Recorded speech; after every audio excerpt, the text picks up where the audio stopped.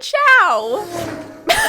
So, unfortunately, nothing in this video has to do with the Cars movie or franchise or anything like that, but we are exploring even more animated movies today. And be sure to like and subscribe and stay tuned for future animated movie tier list episodes because I will most certainly be covering the Cars movies, okay? And maybe Planes? I haven't seen those yet. So the theme of this episode is pretty tricky, but you might get a little treat if you guess it right, and you might get a little in-video shout-out. And be sure to let me know down below in the pinned comment which of these movies is your favorite. Or if you haven't seen any of these, let me know which one you look forward to watching the most. And before we get into this, just a little disclaimer. This video, along with the rest of my content, is set to not made for kids. I'm giving my full honest review of everything, and there will be spoilers, okay? So this is your fair warning. And very quickly, please be sure to check out those very important links down below in the comments and in my bio. They're always there for you to check out. Please continue to educate yourself and to see how you can help those in need around the world. Please remember to use your privilege, your voice, and your platform and treat people the way you want to be treated. And if you're watching this video here on YouTube, I don't know where else you'd be watching it, but that means you already have a platform, so please use it and don't stay silent. Alrighty, it is time to get ready for episode 5 of this animated movie tier list series, so be sure to grab a snack, get cozy, and stay tuned.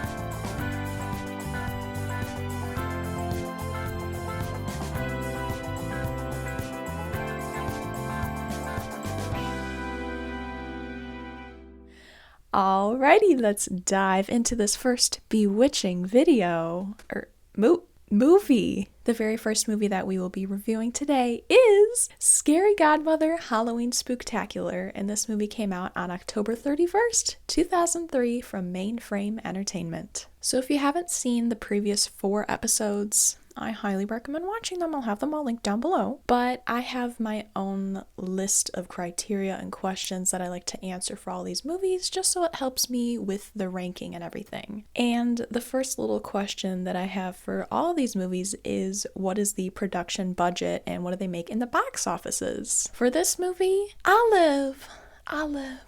Wait! So the production budget for this movie, and the second one too, which we'll get into, for whatever reason I cannot find a single ounce of info for the budget of this movie, and respectfully, I can tell they didn't have the biggest budget for this first movie. It's still phenomenal, but I'm confused how I cannot find any information about the budget. Maybe it was all made with magic. And then the same goes for box offices. Now, this movie, to my knowledge, I did a whole lot of research on all these movies. This was not released in theaters. Both of these were only just straight to TV and then DVD, whatever. So box offices, I could not find any info on that, but future Kelly, if you find it, this is what it is, or maybe.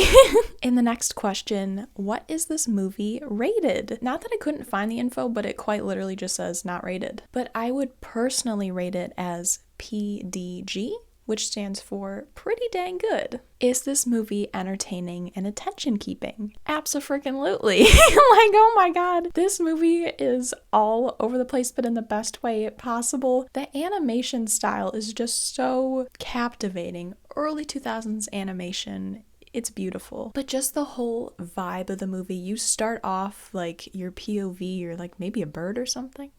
Or no, you're a leaf? I think you're a leaf. But then you're floating down in this little neighborhood street as all the kids are out trick-or-treating, and it's just so spooky and fun, and you just get sucked right in. So this movie is all about Hannah and mainly scary godmother. That's who I'm dressed as, okay? And how Hannah has always been a little bit frightened by Halloween and all the monsters and goblins and ghouls and whatnot. And so, long story short, she discovers a little magical portal that leads her into a different world where all the monsters are. And scary godmother. And they basically teach her that, hey, monsters aren't scary and we're friends. We're just here to have a good time just like you. And then Hannah's like, slay. And then it's all good. That's basically the story. Did I laugh out loud like Hilary Duff? Yes. These movies are surprisingly so funny. There are so many little things that the characters say where you're just like, oh, it's awesome. So in this, there's Jimmy, there's Hannah, there's Bert, there's Katie, blonde kid. Besides Jimmy, there's 2 blonde kids. So they're all trick-or-treating together, and this one kid, Bert, is dressed as a baseball player in an SUV, but it's literally just a box. He's wearing a box. That's his vehicle. And he has the windows rolled up, and then Jimmy says hello to him, and then he literally mouths, I can't hear you, and then he rolls down the window. It's funny. And there are many more characters that we will get into, but one of my personal favorite characters is one of the monsters, and that is Mr. Pettybones. Pettybones? I'm bad with names, okay? But he is a flamboyant skeleton that lives in a closet. And then he says, that's no monster, that's my broom mate. This movie has some good puns, that's for sure. Another set of characters. Okay, we got the humans, then we got the monsters. There is this vampire family, and the dad vampire says to Harry the wolf, look deeply into my eyes. Like trying to, hypnotize him. And then Harry the wolf just goes, okay. Harry the wolf is not the brightest bulb in the drawer. Wait, what's the sharpest knife in the drawer? And I guess neither am I, okay? But overall, I think one of the funniest characters in this movie is Bert, the kid that was dressed as a baseball player in an SUV. Like, he just says so many things. Like, he's the funniest character, in my opinion. Oh, and he's an ally and a believer because he believed that the little vampire kid, Orson, is actually a vampire because all the other humans just think that, oh, he's just a kid dressed as a vampire. No, Bert believed him. And the next question, do I refer to this movie in everyday life? Unfortunately, no. Really, the only thing that sticks out to me is this TikTok that I saw about a year ago, and it's about, I almost called him Jack Skellington. No. It is about Mr. Pettybones and Scary Godmother, and here it is. Name a more iconic duo than a twink. And a redhead. A twink. And a redhead. A twink. And a redhead. A twink. But yeah, I think about that quite often. And the next question, did this movie make me cry? No. It's just a feel-good, happy, silly, goofy movie, and it really just sucks you right in and gets you into the Halloween spirit. You just feel so holly and jolly and spooky. It's not emotional in the slightest. It's just a great, very fun movie. Is the soundtrack good? Let me tell you something! If you have never seen these movies, you are in for a treat, okay? Oh my god. They have the main theme song, then I think I have like 1 or 2 other songs that they play throughout the movie, so like literally only 3 songs throughout the entire thing. But each of these movies are 45 minutes, so they didn't need that much, I guess. But oh my god. It's so good. It's a banger. The main theme song is just like, hey! That's how it makes me feel, okay? But, oh my god, it's so good. It's so good. It's so good. Just listen to it. Scary Godmother theme song, okay? I don't know if I can play it in this movie, or I don't know if I can play it in this video, maybe like 5 seconds. 3 seconds. Kelly, play 3 seconds of it. Okay? Is this movie made for all ages? It most certainly is. I mean, I guess the story is more so made for younger kids who are maybe like just getting into Halloween, or like maybe they're a little scared, and you know, it's just a good movie to show kids to be like, hey, Monsters ain't scary. It's literally just your parents who are constantly being like, don't look, that's so scary, and then brainwashing. It's literally just a movie. Anyways, but people of all ages will get a kick out of this film, and the second one as well, which we will talk about. But both of these movies were based off of comic books and children's books written by the popular author Jill Thompson, who has won many awards for her illustrations and story writing, and this movie portrays that very well. Like, it literally looks like it's straight out of a storybook. The way everything is animated and it's like you're watching a book in real life.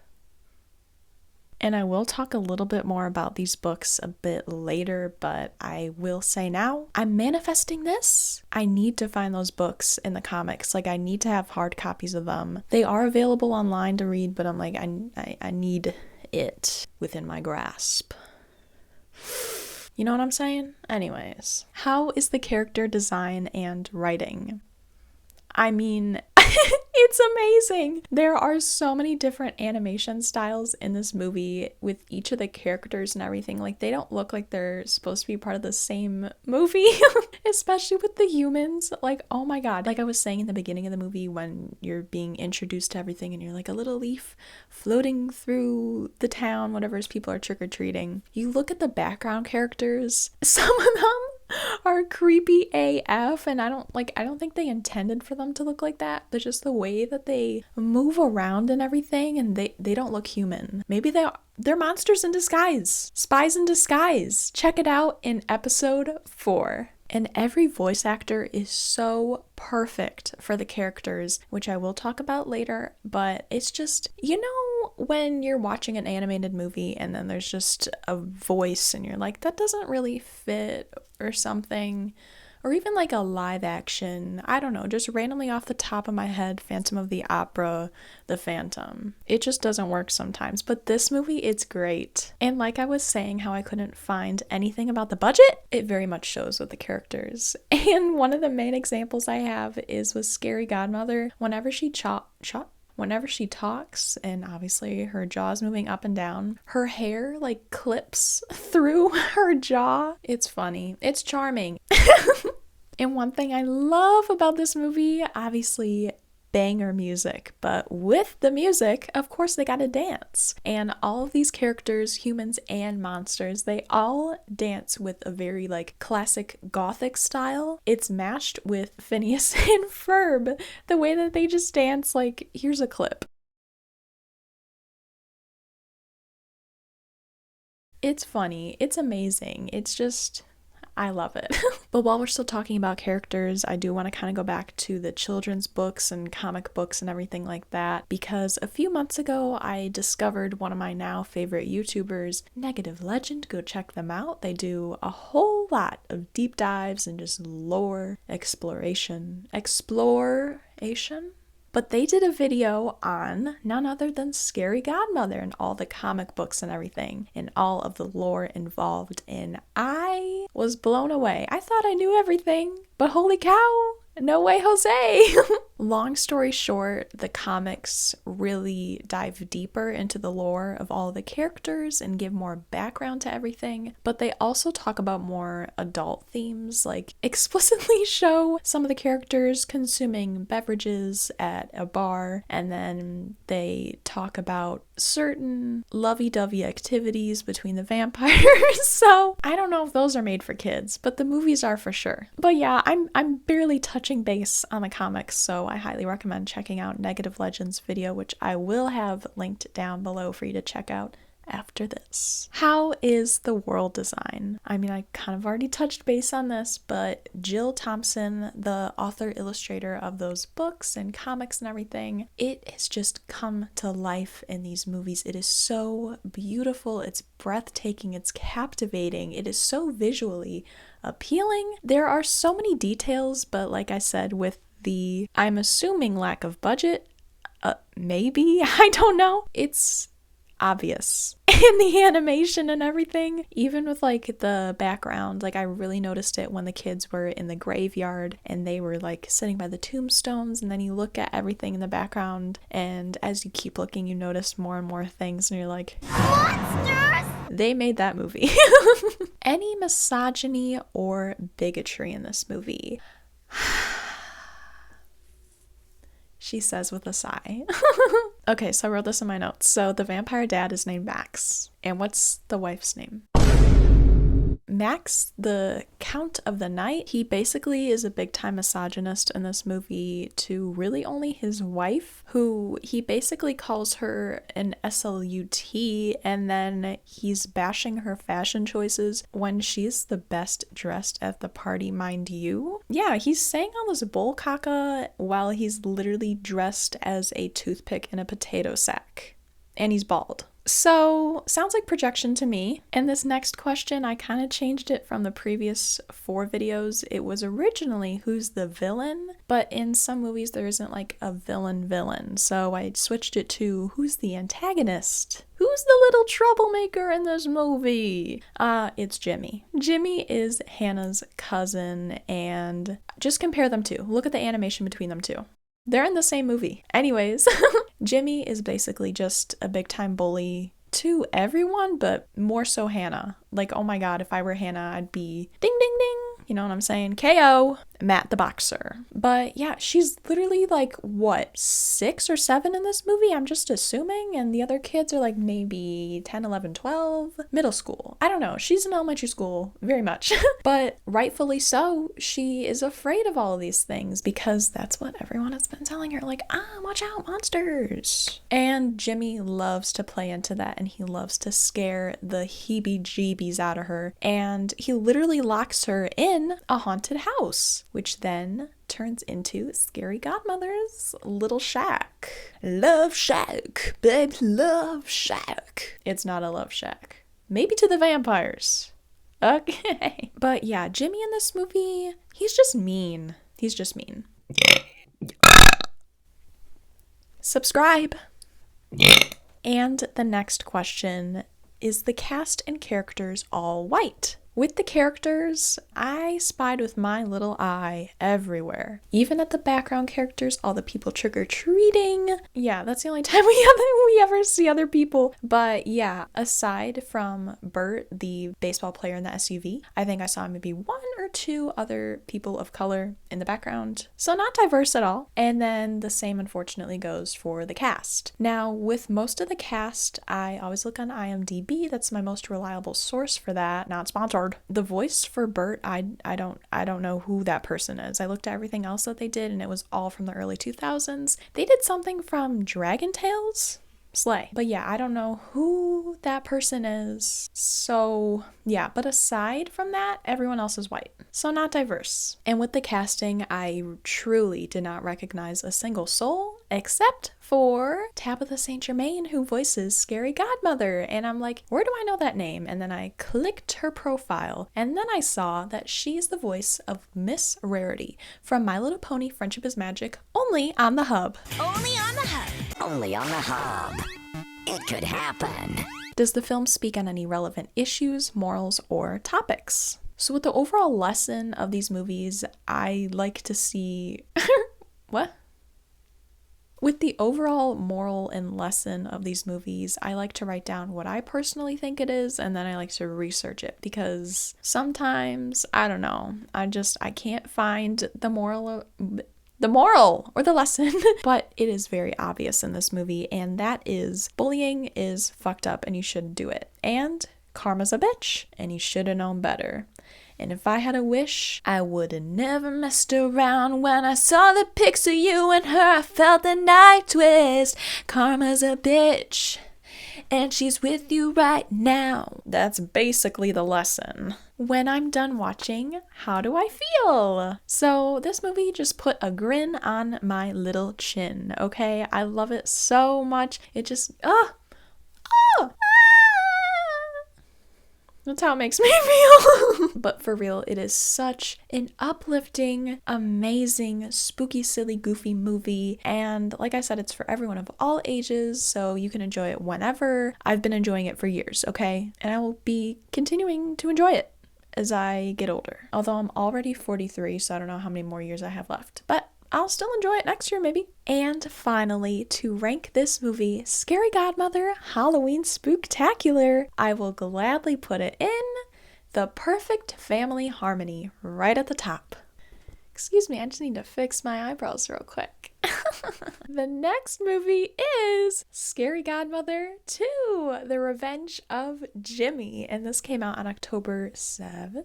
October 7th, 2005, again from Mainframe Entertainment. So, just like the first movie, Halloween Spooktacular, when it comes to the production budget and box offices,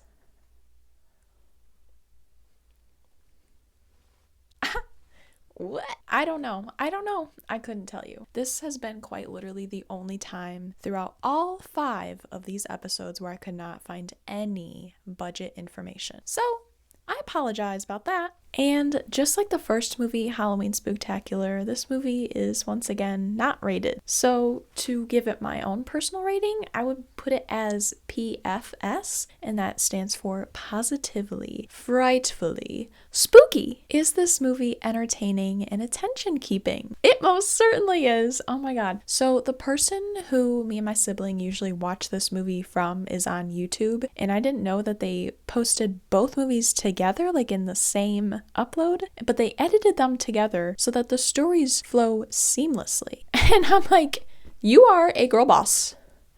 Girl boss right there. Okay, that's a girl boss. But yeah, me and my sibling have been watching these movies for years and years and years and years. We originally discovered them back on Cartoon Network.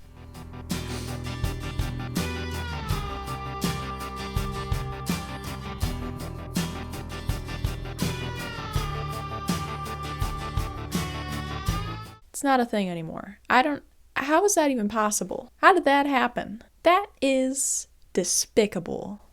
Oh, despicable me. Minion! It's just terrible, but I'm very thankful that these movies are on YouTube. I will leave the merged movie video that we watched linked down below for you to check out. It's just so good. But is it entertaining? It most certainly is. Did I laugh out loud like Hilary Duff? Now, I don't know if I was laughing as much as Hilary Duff when she was like, laugh out loud, you know? Laugh out loud.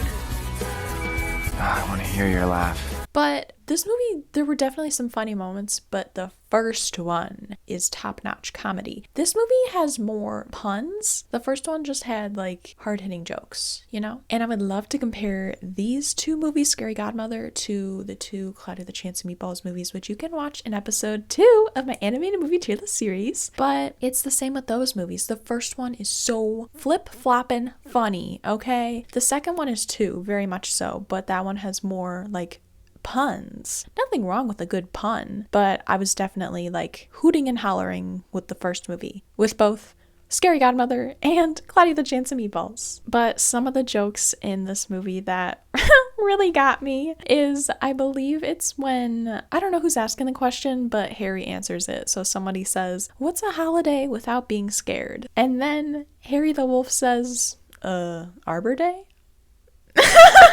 It's so stupid.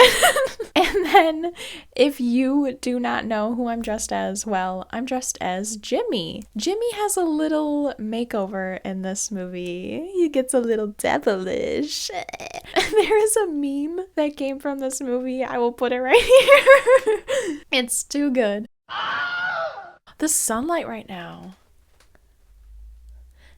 Age of my dreams, I will always love you and hate you. It's not fair. Oh my god, the lighting is like actually. And then perhaps one of the funniest things in this entire movie. It's again, it's so stupid, it's funny. So, Scary Godmother is calling Hannah via her, crap, what was it? It wasn't a shell phone, it was like Kelly put what it was. Anyways, she's calling Hannah when Hannah's in the real world, not the monster realm, and she's saying, Help us, Hannah! it's like a little hologram of Hannah, like Leia from A New Hope. It's the simple things like that that are so funny. If you want to break the ice, start with a joke. A joke? I think I will try. So other than that, Mrs. Lincoln, how did you enjoy the show? And the next question, do I refer to this movie in everyday life? Sadly, nothing from the movie. However, once again, I do think of a twink and a redhead. A twink and a redhead. Did this movie make me cry? No. Again, super silly, goofy, happy, fun times. It's great. I mean, I said this in the last episode or the one before, but like, not every movie has to be emotional for it to be amazing, you know what I'm saying? Why does everything look so saturated? I look like a 2015 YouTuber. Day in the life, DIY, glam squad, vlog. Let's go to Coachella. Literally, my life is beaches every single night, skinny waisted, high fashion, riding in the G-Wagon. Literally, my life is ooh-wee. I got everything right in front of me. Is the soundtrack good? Well, yes! It's the same exact music from the first one. The same bangers. You know? Really good music. Is this movie made for all ages? It most certainly is. I did say the first one was like pretty kiddish, like they're both made for people of all ages. It isn't like super like Cocomelon Baby type of whatever, but it's definitely made for younger kids. But more so the first one. The second one could be like middle schoolers. I don't know. So how is the character design and writing? So, like I've mentioned a few times now with the budget, I don't know what that was, but I do think maybe, we'll never know, that they upped the budget for the second movie, Revenge of Jimmy, because all of the characters look a lot more cohesive, and Scary Godmother's hair is not clipping into her chin when she talks. Also, things look a bit more textured, more vibrant, just more detailed overall, and I feel like that really, it did something. How is the world design? So same with the characters, they might have upped the budget. You can definitely tell with the world, even like things in the background. How I mentioned in the first movie, the graveyard looks like a 2003 animated movie, but this 2005 animated movie, things are looking a lot better, a lot more cohesive, a lot more detailed. I wouldn't say real, but it definitely still has that same super nostalgic, lovely vibe of it being straight out of a storybook. The sky kind of looks like it's watercolor. I don't know. I just love it. It's so charming. But in this movie, we unlock a new location, I guess, and that is Jimmy's room. It looks nothing like my room, but it's very cute. It is so 2005. So we see his house, we see his kitchen, because his parents make him a bowl of spaghetti and it's shaped like a monster, and he gets scared of spaghetti. But then we see his room, aka his monster-proof room, because he has a bunch of booby traps set up, like balloons on the floor, flashlights on the ceiling, so that the monsters get scared away, even though all the other kids know that it's not going to work, because they actually met the monsters in the first movie and they know that they're like normal and cool and chill. And yeah, Jimmy is still just a little crybaby. So, and one thing that I forgot to say about the first movie, but I will say now because it's in both movies, they have a few different party scenes with the wonderful music and all the awesome dancing. But those scenes alone, you can just watch just that scene, a minute and a half of them dancing at the party, and you just want to get your back up off the wall and dance. Come on. But for real, like, it's just such good vibes all around. Is there any misogyny or bigotry? Thankfully, no, not really in this movie. Max, the vampire husband who's bald and who wears a potato sack, he was like normal in this movie. At least for a vampire. But one thing that I will say, and we will talk a little bit more about this character, is Harry the Wolf. I talked a bit about him in the first movie, and I don't know what flip got switched, because in the second movie, he is annoying AF. STF. Like, STFU, Harry the Wolf, be quiet. A little spoiler for this movie, so Halloween, it might not happen because so many people are losing their faith, trust, and pixie dust in Halloween, and they just don't care about it anymore because they're growing up. I don't want to go trick-or-treating. And yeah, and so that affects the monster realm drastically. Like, things are disappearing, the pumpkin patch is being sucked into the ground, the sky is disappearing. Honestly, pretty crazy if I do have to say so myself. Scary Godmother's house, where everyone hangs out at, it vanishes. They are all left in the void. But then something happens where, you know, kids start to believe again. And then the house falls on top of Scary Godmother, and it's a little ode to the Wizard of Oz when the house falls on the witch and you just see her stockings and her shoes. That was funny.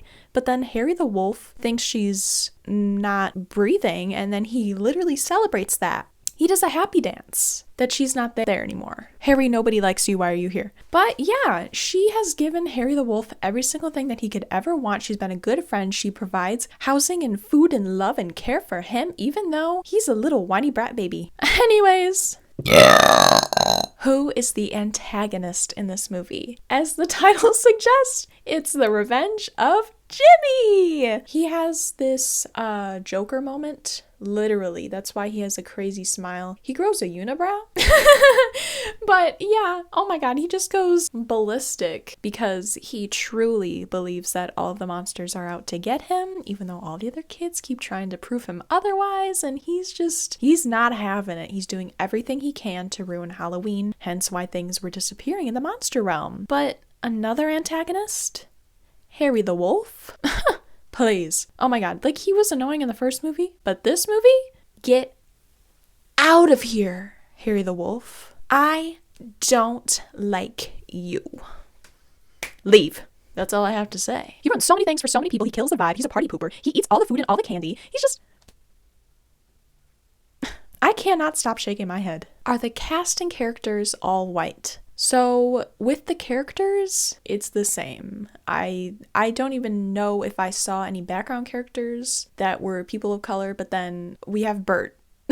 He is once again dressed up as a baseball player, but not in an SUV. I think he's in a sports car now. Again, one of the funniest fucking characters in these movies. It's too good. But in this movie, Bert is... I don't want to say finally because I don't know who the other person is that voiced him. I cannot find any info about that person. But anyways, he's voiced by a black man in this movie, Dexter Bell. And if you don't know that name, that's probably because he isn't really on screen, like his face isn't, and that's only because he's a stunt double for literally every single movie that you could ever imagine. So that is super slay. And in this movie, they also changed the voice actor for Jimmy. I assume just because they had an actual child before and then that child went through puberty or something. That's just what I'm guessing when they have child actors and then it's not the same, you know? In this movie, Jimmy is voiced by Alexander Ludwig. And if you're like, that name sounds familiar, well, that's because he's the dude from Hunger Games. I just think that's funny. Does the film speak on any relevant issues, morals, or topics? I would personally say it's all about making the most of what you have and just being thankful for those that are in your life. So yeah, as I was saying before, some things were happening where the monster realm was not doing so well, mainly because of Jimmy. He's getting his revenge, and he joined the group Smashing Pumpkins, and he went all ballistic because he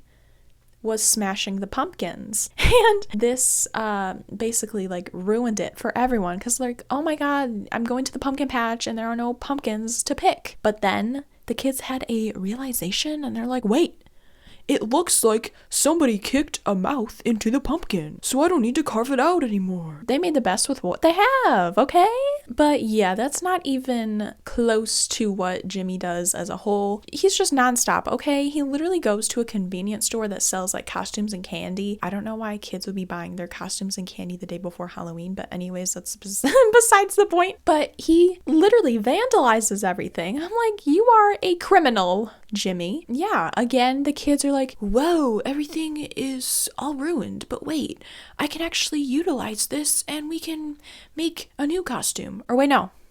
Scratch that, because they just reused their costumes. And then like Bert, he was the same thing, but then he was in a sports car, not an SUV. And the other blonde kid that I'm forgetting, he was a piece of candy, but now he was like a gluten-free or sugar-free piece of candy. And the Katie girl, who's also rather annoying, but she's kind of irrelevant, she was like a panther, but now she's a black cat. Hannah was a princess, now she's a queen, as she should be. But yeah, it's just making the best with what you have. Oh, and even though Jimmy was being full of bull caca and a bully once again, they all forgave him and they all lived happily ever after. So that's pretty cool. It's the power of love and friendship right there. When I'm done watching, how do I feel? I had a smile on my face. Could I be in the Smile movie?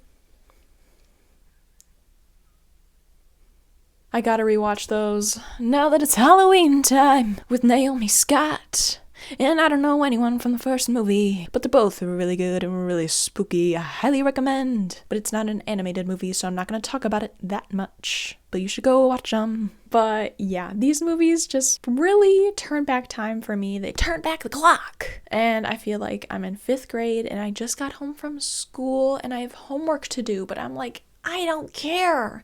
I'm gonna go watch Scary Godmother on Cartoon Network and sit on the couch and eat some barbecue potato chips and not do my homework. But you should do your homework. School is very important, and don't do what I did and blow crap off, because it will bite you in the butt. And be kind to people. Treat people the way you want to be treated. And if you have a gut feeling that some kid ain't too good and they get into trouble, drop them. Drop them like a fly. Get out of here. Don't say that to them. Just slowly distance yourself and find some genuine friends who care about their studies. That's my tip for you. And then I do this for some of the movies, but specifically this one, these are just some things that I wanted to mention that didn't really fit in with the other criteria.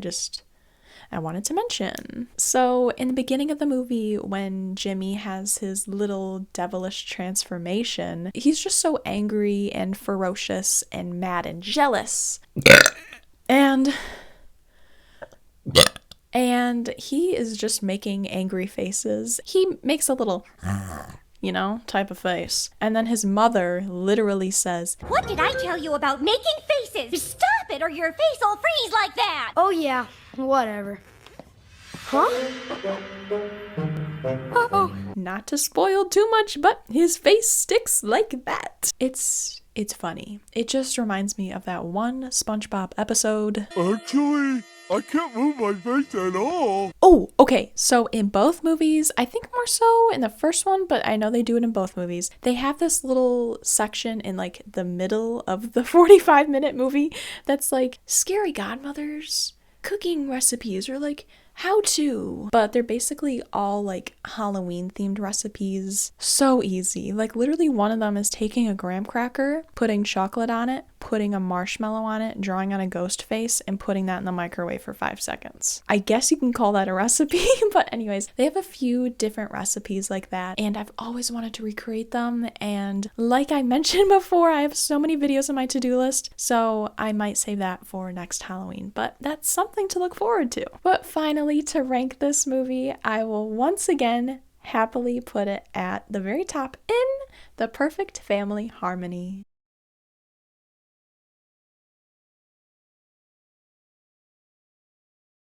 So the very next movie that we have to review is Monster House, and this came out on July 21st, 2006 from Sony Picture Animations and Steven Spielberg. So for this movie, I actually found the budget for everything. Yay! I'm still baffled about Scary Godmother, but anyways. So it cost them just about $75 million to produce this movie, and in box offices, they made a whopping $115.5 million. And add $2 onto that because I thrifted the movie a few months ago, so you're welcome. So for the overall ratings and age group for this movie, Monster House, it is rated PG, which stands for pretty goofy, because this movie is funny AF. Is this movie entertaining and attention-keeping? It most certainly is. Oh my god, it's perfect.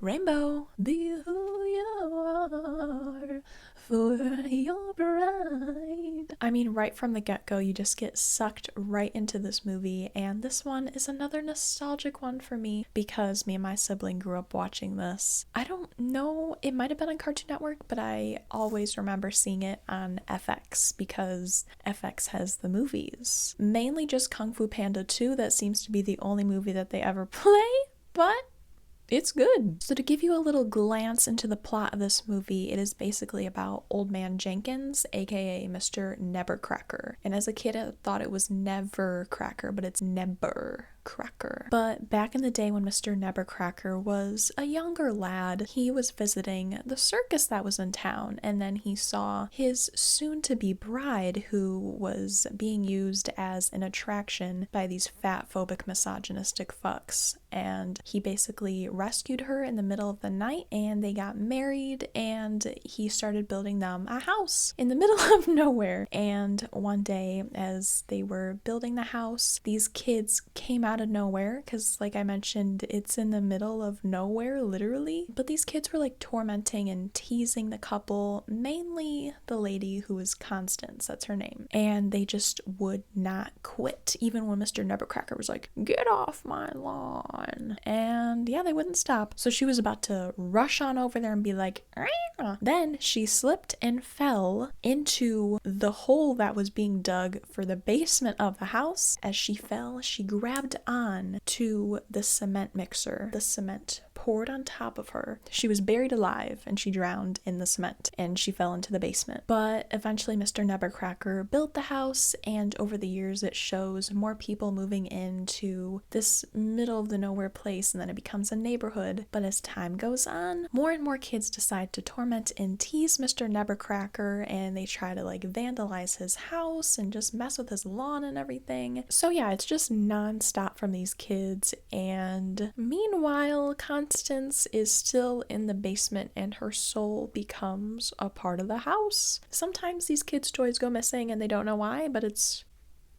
Constance. She is quite literally stealing candy from babies. Girl boss. Did I laugh out loud like Hilary Duff? Yes, I ha-ha'd and hee-heed so many times throughout this movie. It's just so funny. I don't know why I hadn't watched this movie in a few years, sadly, but I don't recall it being this funny. Like, there are so many funny moments. It's incredible. Literally within the first 30 seconds of the film, it kind of starts the same way as Scary Godmother. You're a leaf floating through the neighborhood as kids are getting ready for Halloween. It shows this little girl in pigtails and she's on her little tricycle and she's zooming down the sidewalk. And then Constance lifts up the sidewalk and makes her trip. And it's so funny. It's so funny. But even within the first 10 minutes, there are so many jokes and but it's like if you don't pick up on it the first time, you'll hear it the second time because it's kind of like background things. It's just so funny. Like the main kid, DJ, he has his best friend Chowder who likes to come over often and whatever. And basically, DJ was asking like where Chowder's parents are or whatever. And then he's like, "My dad's at the pharmacy and then my mom's at the movie theater with her personal trainer." And I've kind of said it before, but the house, the monster house, it's alive because it's Constance and it has human-like features. The shades close on the windows like it would be blinking or looking or something. The door is a mouth. The rug is like a tongue. And then there is a chandelier that is a uvula. And when they first discover that, the girl, Jenny, the other main character, she is like, If those are the teeth and that's the tongue, then that must be the uvula. Oh, so it's a girl house. What? it's just comedy gold. I'm barely even scratching the surface with the jokes in this movie. It's just too good. Do I refer to the movie in everyday life? Now, unfortunately, no. I don't refer to it, but I do be thinking about it a lot, especially every time when Halloween rolls around, or if I see a spooky house. I'm like, that could be the monster house. Maybe. Did this movie make me cry? No. It might just be because I've seen it so many times and already know what's happening and the backstory and everything. Like, it does get pretty emotional, especially when it's talking about the backstory of Constance and Mr. Nebbercracker and all of that crap that happens to her. I'm just all dry eyes now, but maybe I cried once. Is the soundtrack good? Now, it is.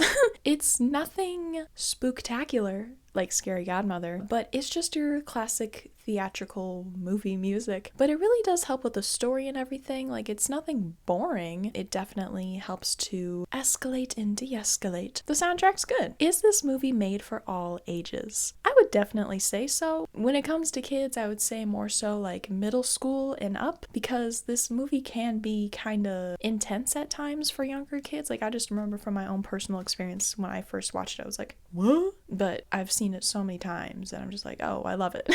So yeah, I mean, it's definitely made for all ages, older kids more so and up, but the whole family can enjoy this for sure. And they do mildly suggest some adult topics like beverage drinking. I think that's it. How is the character design and writing? I love it. I think it is so phenomenal. Like, just looking at the DVD here, it's very original, I would say, for the character design. Like, everyone is so detailed. Mr. Nebercracker got those wrinkles, melanoma, go and get some skincare, bro. But even the kids, like, I don't know. Like, it looks borderline claymation, but it's not. And one thing, the Chowder Kid looks like he could be straight out of Lazy Town. Like, I don't know if they did that on purpose, but he looks like that one Lazy Town kid. Also, speaking of other children's shows, the way that these characters move around and walk and everything, it is so specific, but it reminds me of Sid the Science Kid. I think it's the motion tracking thing that they do, because they just move so organically. I don't know. It's kind of creepy, but it's funny, and that's all I can relate it to. And what about the world design? I love the world design in this movie. We really only see just the neighborhood, DJ's house, the monster house, and then we eventually go like into town to check out like this pizza joint or whatever, which I will kind of talk about later. It's just such a cute, quaint town. It's so perfect. Now, I don't know exactly when this movie is supposed to be set, because they have like home phones and everything, but they don't have like modern 2006 technology. But maybe it's like one of those other universe things, like the multiverse. What's the movie? It Follows. Phenomenal movie. If you are looking for a super spooky, thrilling Halloween movie, it isn't really Halloween, you can watch it anytime. It's so good. I could not recommend it enough. I just recommended it to one of my besties and they watched it and they're like, what the fuck did I just watch? I love it. What was I saying about that? Oh, but in that movie, It Follows, it's like in another universe where they don't have the same technology and they have shell phones. Not a spoiler. It's just, it's simple things like that where you're like, whoa, where are these people at? You know? That's it. Is there any misogyny or bigotry in the movie? No way, Jose. There are 2 piggies in the movie, but Monster House, aka Constance, said ACAB and she ate them. So, and they just act like, your standard cop. They arrest the kids for no reason. They don't believe the people, they don't believe the victim, make up their own rules, don't abide by the law, what cops do. Who is the antagonist of this movie? There are actually quite a few. So mainly, I would say the Monster House, aka Constance, because she steals candy from babies and their toys, and yeah, she basically kind of traps Mr. Nebercracker in there, like both physically and emotionally. She does not let him go. So that kind of sucks. And then Mr. Nebercracker, but he kind of has good reasoning because he's just trying to protect his his housewife.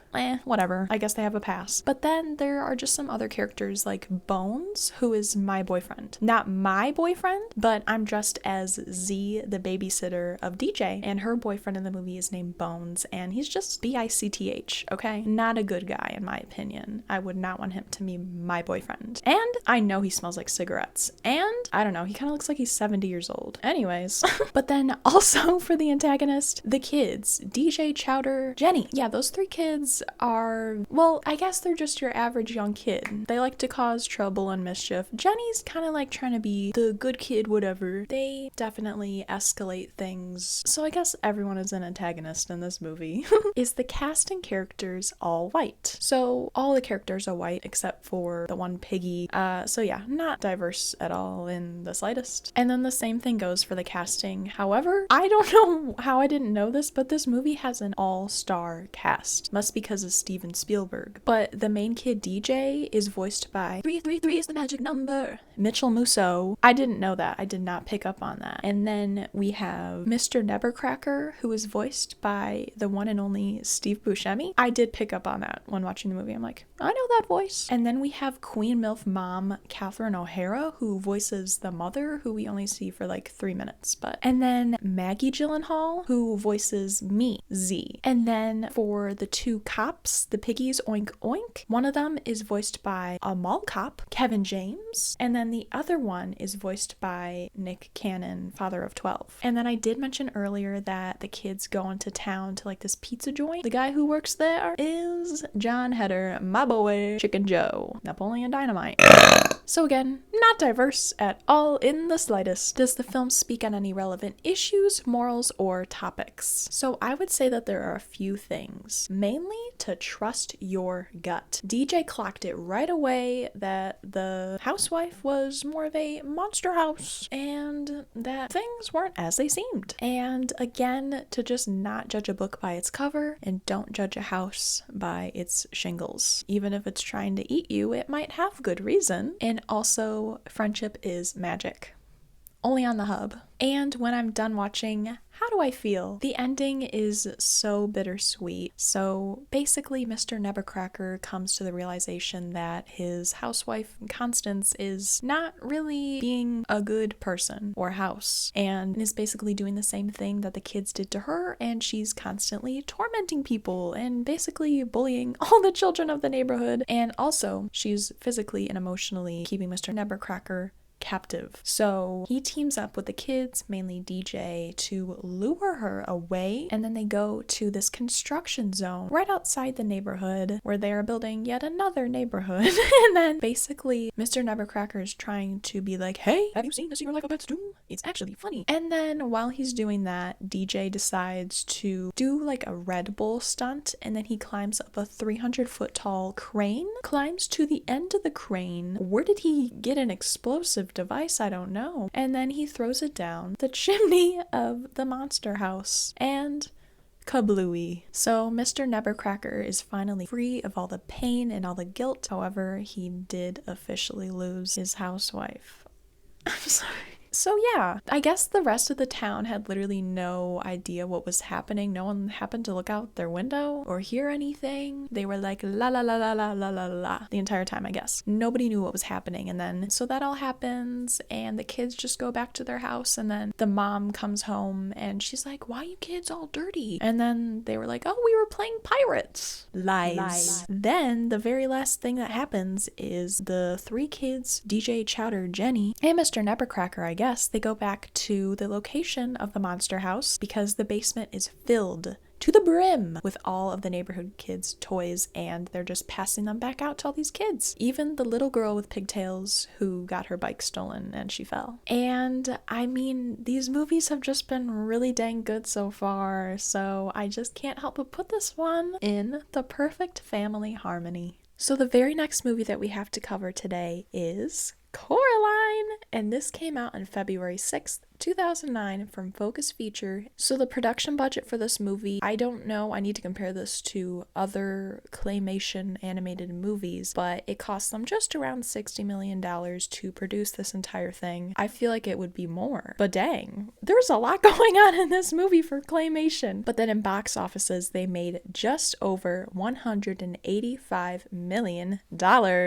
Well deserved. So the rating for this movie is PG, so for anyone and everyone. And for me personally, I think PG would stand for paranormally gobsmacked. Is this movie entertaining and did it keep my attention? Absolutely. I don't know why I keep wanting to say abso-freaking-lutely. This movie is just so beautifully made, and it's so cozy, perfect fall time vibes, and it's just so nostalgic because, again, this was yet another movie that I was not allowed to watch, and so I would watch it on the FX channel. Not sponsored by the FX channel. They provided me with some good content as a kid. So the movie Coraline is all about a girl named Coraline, and she is forced to move across the country. Where did they move to? Like, what state? I don't know. Because they originally lived in Pontiac, Michigan, Midwestern Queens, okay? But Coraline is forced to move with her mom and dad into a very lavish yet very run-down apartment building called the Pink Palace Apartments. It's very cute. I love it. And the reason that Coraline really is not looking forward to moving, she's leaving all her friends behind mainly, but more so, her parents neglect the flip-flops out of her, and they're just workaholics, and they work in the gardening industry. I know a stoner when I see one. Anyways, so Coraline is a young teen, and of course, as any child would be when they move into a new place, they are very bored and they have a lot of energy and they just want to explore. And so Coraline goes around the apartment building, and then she finally discovers a locked little door in the wall, and she's very curious, as one would be. So one day she asked her real mother for a key to open the door, and she opens it, and then a few moments later a little tunnel appears and she crawls right through. She crawls right through this magical little portal tunnel that leads her to an almost perfect replica of that world, the original world that she came from, except a few things are different. And as she spends more time there, she realizes how different it is, and she really loves this world until she starts to realize that things are a bit different. And her parents, specifically her other mother, has different plans for her and wants her to remain in that world indefinitely by sewing buttons into her eyes. For you, our little doll, black is traditional. But if you'd prefer pink or vermilion or chartreuse, though you might make me jealous. No way! You're not sewing buttons in my eyes! Did I laugh out loud like Hilary Duff? Now, this movie is not an outright comedy movie. Definitely not. But there are certainly some comedic moments in the movie. So sharp you won't feel a thing. Ow!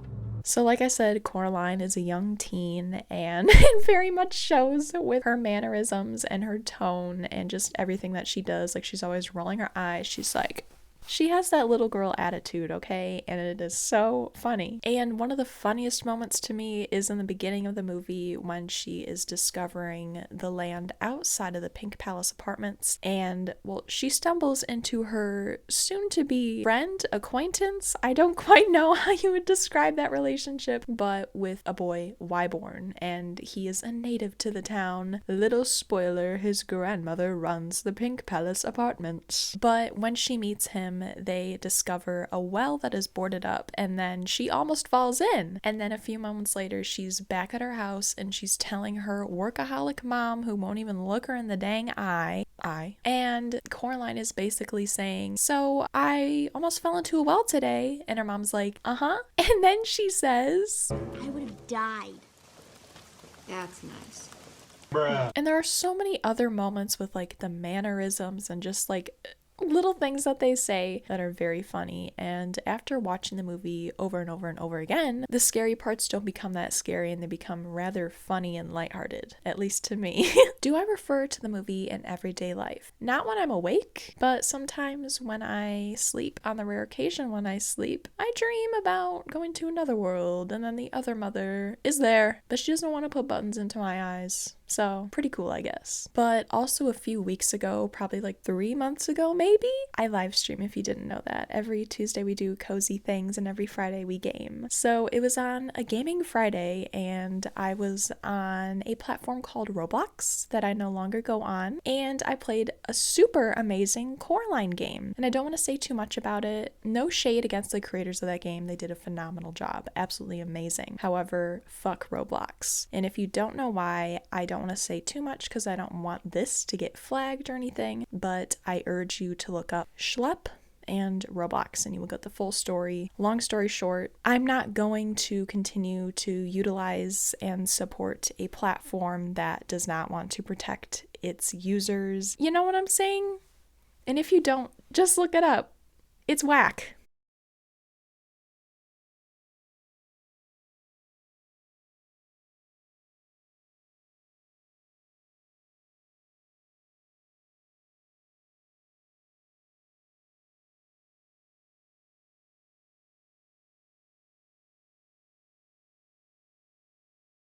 So boycott Roblox. Did this movie make me cry? No. Again, it might be it might be because I've seen this movie so many times, but there really aren't any like tear-jerking scenes or anything like that. It's just very captivating. Nothing's really emotional, I would say. Is the soundtrack good? Absolutely. It's phenomenal. Oh my god, so good. It is all original music for the movie. It is so nostalgic and cozy. It's just fall time vibes, but at the same time it's very eerie and it's spooky, and I love it so much. It perfectly goes with the story and movie and everything, and if you don't know any of the songs, I highly recommend listening to them, especially now that it is fall time. Want to hear my new song? My father can't play piano. No need to. This piano plays me.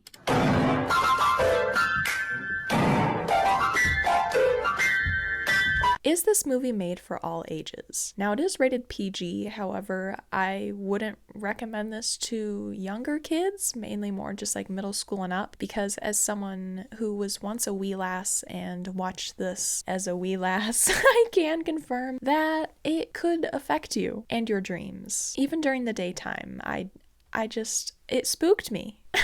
But it is overall such a fun movie. Anyone and everyone can watch it for sure. How is the character design and writing? I think it is phenomenal. Oh my god, I love claymation movies. They are just so fun. The animation in this movie is just so beautifully done. Even simple things like the camera angles and movements, I'm just like, they popped off. They really popped off, I'd say. Also, this movie has the tiniest, the itty bittiest of details that you just don't catch sometimes, and then you rewatch it, you're like, it's all claymation, like I've said, but it just baffles me how detailed things can get. And speaking of details, let's talk about Coraline's outfit. Now, one thing that they do in this movie is almost all the characters have multiple outfit changes. Now, that is not only rare for a claymation movie, because obviously so much work goes into that already, but just for an animated movie. Like animated movies, 3D rendered movies, like y'all need to step it up with the outfit changes. But this movie, I'm like, hello, I was so shocked. I was baffled by the outfit changes. And a little fun fact, I literally just saw this a few days ago because, of course, I've been talking about this and then your electronics listen to you. But I saw this little behind the scenes snippet of one of the people that was doing the outfits for the characters, specifically Coraline. Like I said, she has outfit changes throughout the movie, so I'm not wearing her standard I almost said rain suit. That'd be pretty slay. But a rain jacket and boots and everything like that. I do have a raincoat, but it's blue. Anyway, she wears another outfit very similar to this, but she also wears a very cute knit sweater. And that knit sweater was actually knitted using super itty bitty tiny needles. I saw the video. I will find it and I will put it here. When I first got into miniatures, I would be driving along and everything I saw, I imagined it shrunken down. It is mind-blowing. Like, oh my god, miniature artists deserve a round of applause. And if you like miniatures, then be sure to check out my very own miniature video where I made a super itty-bitty teeny tiny little house for my calico critter. Anyways, but all the characters in this movie are just so unique and I love it. I love it. So obviously there's the real world and then there's the other world through the portal, tunnel, door, whatever you want to call it. And the other parents are quite fashionable, I'd say. The other mother, you know, the outfit, okay? The outfit. I love it.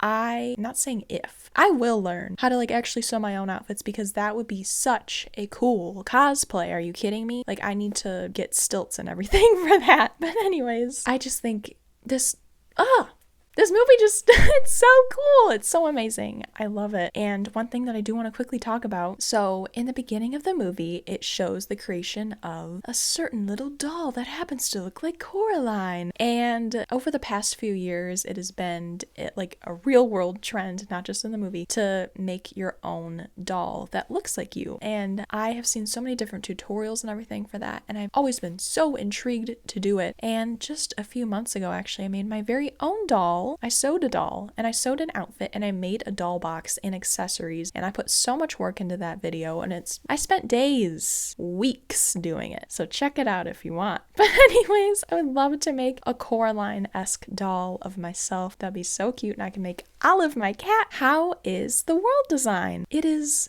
otherworldly. Get it? Because there's the real world and then there's the other world. But seriously, it's so beautiful. Oh my god, I want to go there. Like, I would hate to go there because it's scary, but I would love to go there, you know?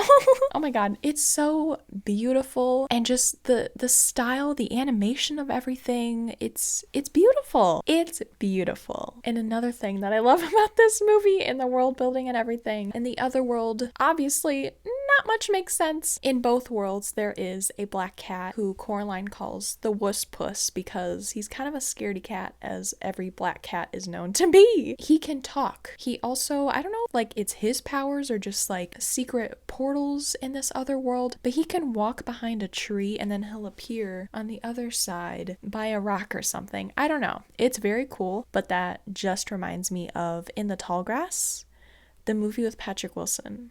And like I've mentioned a few times now, they live in the Pink Palace apartments. And ever since I first saw that, I'm like, that looks like a Sims house, specifically Sims 4. So I feel like I would have to maybe build that house. Maybe I'd stream it or make a video on it, if you want. Is there any misogyny or bigotry in the movie? I didn't catch a thing. Thank God. That's cool. One thing that always stuck out to me, though, it's in the beginning when Coraline first meets Wyborn, and she says, "Why were you born?"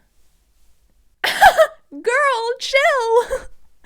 Oh my god. Who is the antagonist of this movie? So, the mother. Most definitely the mother. And the other mother. Now the dad, he's kind of just like a pushover, but then he eventually more attentive, you know, like a real parent should be. But both the mother and the other mother, like, you want to punch them in the face sometimes. So with the real mother, of course she neglects Coraline. She doesn't care what she says. She doesn't take anything seriously, even when Coraline is literally telling her every single thing that is happening in the real world and how this other mother wants to sew buttons onto her eyes and keep her there forever. The real mother just doesn't care. I'm like, bro, get your head out of your laptop, stop being a screenager, and be a parent. And then with the other mother, of course, in the beginning, when Coraline first goes there, she's super nice and attentive, very caring and loving to Coraline, and she has a good relationship with the father and everything. But then things quickly take a turn, and Coraline realizes that she's up to no good. And then she basically, I don't know if she like drugs the other father or something, but like all of a sudden he can like barely talk. He seems like he's like on something. He can barely move. Sorry, I'm sorry. Mother making me don't wanna hurt. Free the other father. But anyways, both of the mothers stink. Is the cast and characters all white? Literally, aside from Wyborn and then his grandma, who, do we ever see her? But then in the other world, there's also another Wyborn, where that's where we mostly see him. Like, we barely see him in the real world. He can't talk there. He cannot talk. The other mother will not let him talk, and she allows the other white people to talk. I would hate to assume anything. The casting, however, is actually pretty diverse. So for the cast, we have the Dakota Fanning, who voices Coraline, and I don't think I've seen her in anything else. Like, I know both her and her sister Elle Fanning are very popular. They're in like almost every single movie, and yet I couldn't name a single other movie that they're in. But with Elle Fanning, not Dakota, Coraline, but Elle Fanning, I am so excited to see her in the new Predator movie. I'm so excited for that movie! I wrote in my notes we have Keith David, who voices Dr. Facilier in Princess of the Frog. Fucking love that movie, but I don't know who does he voice in this movie? Why didn't I write that down? And then I did the same thing with Ian McShane, who voices Blackbeard. Who is he in this movie, Kelly? Why didn't you write that down, huh? Your notes don't make sense. Does this film speak on any relevant issues, morals, or topics? Yes, if it wasn't obvious. The lesson is don't neglect people. More importantly, parents, don't neglect your children. And we saw the same exact theme in the Storks movie, which you should watch in episode 4. Very good movie. And also in Boss Baby. But it is a tale as old as time. Parents don't have enough time for their kids and they can't pay attention to them and give them the respect and love that they deserve. Why you having a kid if you won't even give the kid time? But at the end of this movie, the real parents do end up learning their lesson and they end up becoming true parents. But they're still workaholics. I mean, girl boss, okay? But seriously, parents, pay attention to your kids and give them love, attention, and time, compassion, and everything that they need. Otherwise, you might just end up with buttons on your eyes. How do I feel when I'm done watching the movie? I just want to watch it again and again and again. I don't know how many times I've seen this movie over the years, okay? I don't know. I couldn't tell you. This movie is just the epitome of super cozy, eerie, creepy, spooky, amazing fall-time vibes, and I love it so much. I could not recommend this movie enough. It truly is amazing. Like I've mentioned a few times now, both the animation with the world and the characters, the plot, the storyline, the everything. It's so captivating and visually appealing, and it's just beautifully made. And the story is like no other. Mother. And there are some things I would like to mention about this movie.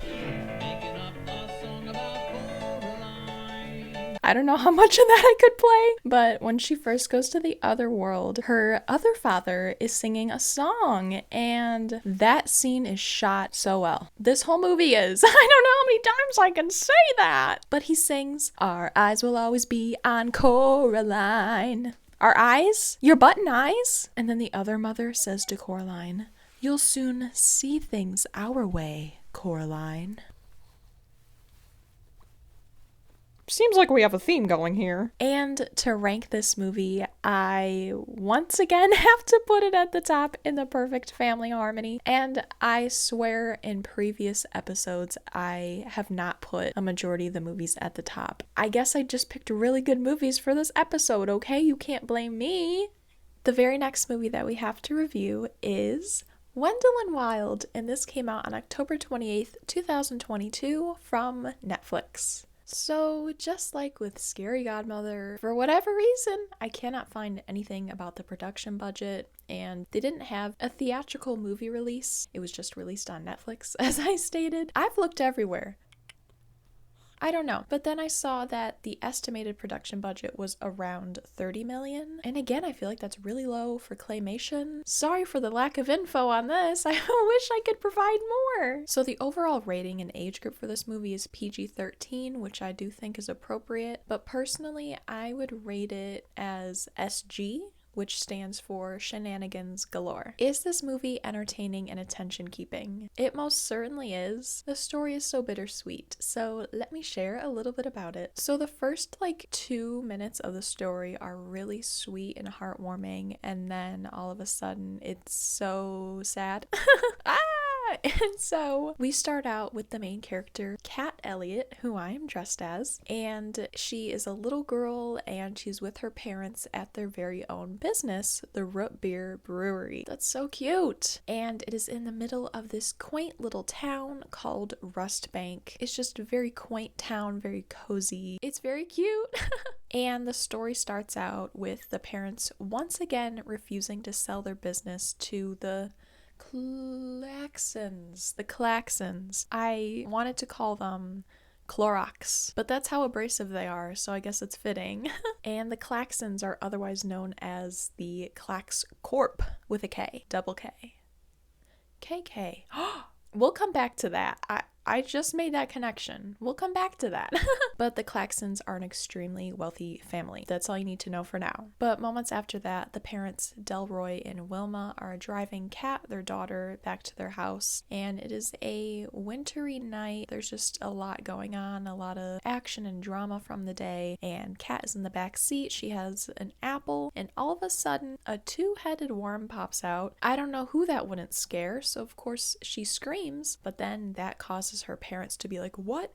And then they go off the bridge into an ice-cold river. And both the parents, very sadly, pass away and they drown, and then Kat is saved. That scene is so terrible. It's so sad. And as Kat grows up, she continuously blames herself for her parents passing, and that just puts even more of like a weight on her shoulders. And she's already going through so much because she is now an orphan. She's been from home to home, and now finally she ends up at the Rust Bank Catholic School for Girls. Sounds fun, right? And while she's there, she encounters a very nice teacher, Sister Helly. She then meets her future friend, Raoul, and the HBIC of the school, Shaban. And a while ago when I was talking about the Clax Corp and then I said KK, it's funny because the girl, Shaban, she tries to make Kat a part of her group and she calls her KK. Maybe they meant to do that, maybe not. Maybe I'm just overthinking it. I don't know. But meanwhile, while all of these shenanigans are happening in the real world, down under, not in Australia, but in the underworld, we have Buffalo Belzer, and he is basically like the devil of that universe. So Buffalo Belzer is a giant, and he has these two sons, Wendell and Wild, the name of the movie. And he basically keeps them captive, and he forces them to apply hair cream and put in hair plugs because he's a balding baddie. And while that's happening, he has a theme park on his belly because he's so big, and that's where he keeps all of the lost souls and makes sure that they can't escape and they are forever tortured in an amusement park. Like, I don't know why that would be bad.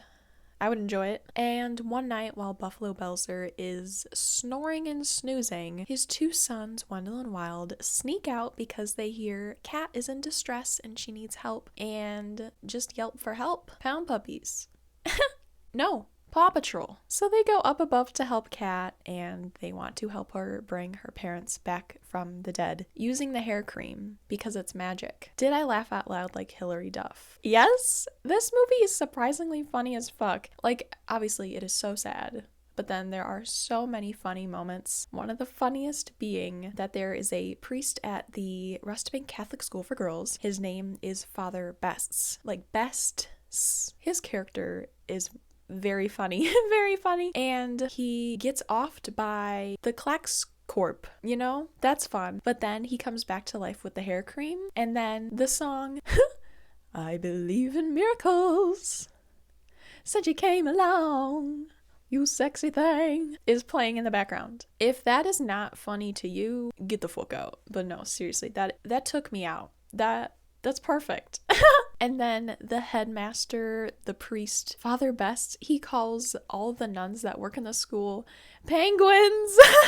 And there are two older nuns that we see later on. They don't play a huge role, but the scene that they're in is so funny. There is Sister Dally and Sister Chinstrap. Do I refer to this movie in everyday life? Unfortunately, no. This was only my second time watching it. I watched it back in October 2022 when it first came out. However, that was in the midst of my Great Depression, and I don't remember much from that time. So, rewatching it, everything came back. But I will say that the only part that I remembered from the first time watching it is the hair plug scene. Like, you can't forget something like that, I guess. Did this movie make me cry? It sure did. Like I've said a few times now, it is very sad. It is very emotional. There are so many things that happen throughout the story. We were just like, oh my god, can y'all chill? Even the first scene alone is so sad. It's like the first 5 minutes of the movie up. It is so sad because you instantly get so connected to the parents because the relationship with Kat, the daughter, is just so amazing.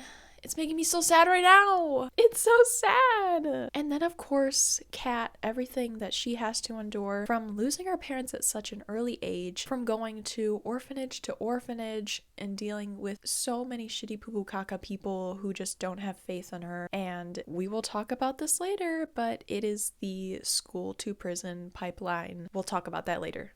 But and I mentioned Raul a bit earlier, another kid that goes to the Catholic school. Raul faces so much transphobia, and it's obviously so fucked up, and that makes me so sad. Oh god. And then of course there are so many other things that happen throughout the movie that are so sad, but then there are also so many happy, uplifting, funny moments. Is the soundtrack good? It is so good. It is so good. I like to look these movies up just to see what the playlist is or if there's like an actual album from the movie. And Netflix made a playlist for the movie. So that's cool. Thanks, Netflix. Not sponsored. Nothing in this video is sponsored or affiliated with any products or brand shown or mentioned. This movie is jam-packed to the brim with so many like angsty rock songs that are just all by Black artists, so it is amazing. And so many that I have never heard before, and then I want to re-listen to them because they're so good. And of course, they really help move with the storyline and everything. It's just amazing. And then, like I said before, they have I Believe in Miracles. Since you came along, you sexy thing, you sexy thing. Yeah, good song. Is this movie made for all ages? I would definitely say it is. I mean, maybe not super young kids. Like, nothing is super scary in the movie, although it can be quite intense. However, when you look at it as a whole and you realize all of the lessons and morals that are learned throughout the story, this movie is for anyone and everyone to just further learn and educate themselves. That was weird. How is the character design and writing? I love it in this movie. Oh my god. Did I mention this? It's claymation. So that makes it even more cool. Oh my god. All of the characters are just so unique. With their styling and everything, their hair, the different makeup, the different piercings and jewelry that they have. It's so cool. And just looking at all the different characters, from the students to the teachers and the different parents and people in the town and the klaxons who are scary AF. But anyways, I just love all the character design and everything. Very, very cool.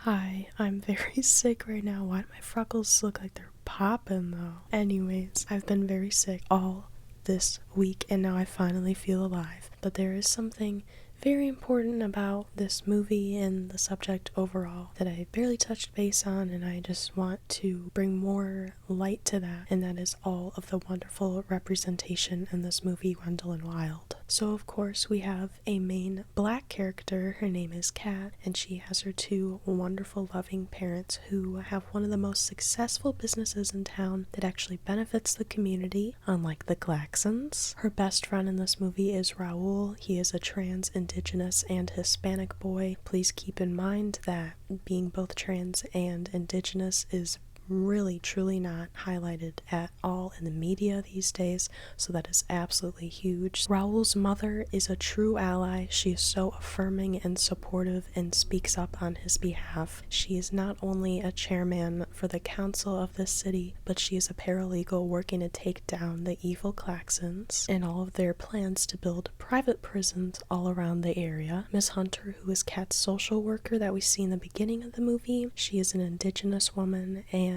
we see all of her beautiful native face tattoos and jewelry and clothing and all of that, so that's just beautiful representation there. The priest and headmaster is an Asian man. The Klaxons are a biracial couple. Manberg, the groundskeeper slash janitor, is a wheelchair user, and we literally see all of this representation within the first, I think, 12 to 15 minutes of the movie. That just puts a smile on my face. That gives me so much hope. It's so easy to represent so many different types of people in movies, and this movie Wendell and Wild just does that so perfectly. Oh my god. Sorry, I'm simultaneously sweating while I feel like I'm gonna cry because of this, but it's so amazing, and hopefully this movie really, it does set a standard, and it should, for future movies, animated movies, live action movies, all of that, just to put more representation for other communities in their movies. It does so much for the people watching. It does so much for those communities to bring light to those people. Wendell and Wild, a wonderful movie. And how is the world design? I love it. I love it so much. It is always winter in this world. I don't know if they said exactly where it is in the world or if it's just like a made up area, Rust Bank, but it's always winter. It's always chilly and snowing and cold. And not like in a cozy way like a Hallmark movie. It's just like, but yeah, but the town itself is very beautiful. Like the root beer brewery, it's so cute in the beginning. It has all these cute little lights and food trucks and people are just so living life, you know? But even the school itself, it's such a cool design. It's like this old Gothic building, Catholic building, whatever, but it is so cool. Everything is so detailed, just very beautiful world building. Is there any misogyny or bigotry? The only thing that really stood out to me is with Raoul. In the beginning, Raoul's mother is on the verge of losing her job and everything. She's on the phone. And then, I don't know if we actually hear what the other person says, but then the mom claps back. She says, "Raoul is my son!" An ally. Who is the antagonist of this story? If you didn't already catch it, it's the Klaxons, the Klax Corp people. So I talked a bit about Shaban. We love Shaban. She is a bit annoying in the beginning, but then she quickly becomes an ally and a friend, and we love Shaban. Her parents, on the other hand, can suck it. So we have the mom, Irmgard, that's a name, and then the dad is Lane. The dad is rather annoying and obviously has no good intentions, but the mother is evil Knievel, okay? Like, oh my god, and just look at her. She's scary AF. No offense, but take full offense. So, as we see in the beginning and throughout the movie, they are trying to, well, at first they try to buy it, but then they try to just destroy the root beer brewery, and they try to ruin the parents' reputation, Kat's parents, because that was their entire livelihood aside from Kat, and the town loves it and everything, but anyways, they're just trying to get rid of it so that they can make room for a prison. Remember how I talked about the school to prison pipeline? With all the troubled orphans who can't get a job because they own everything, where are they gonna go? Huh?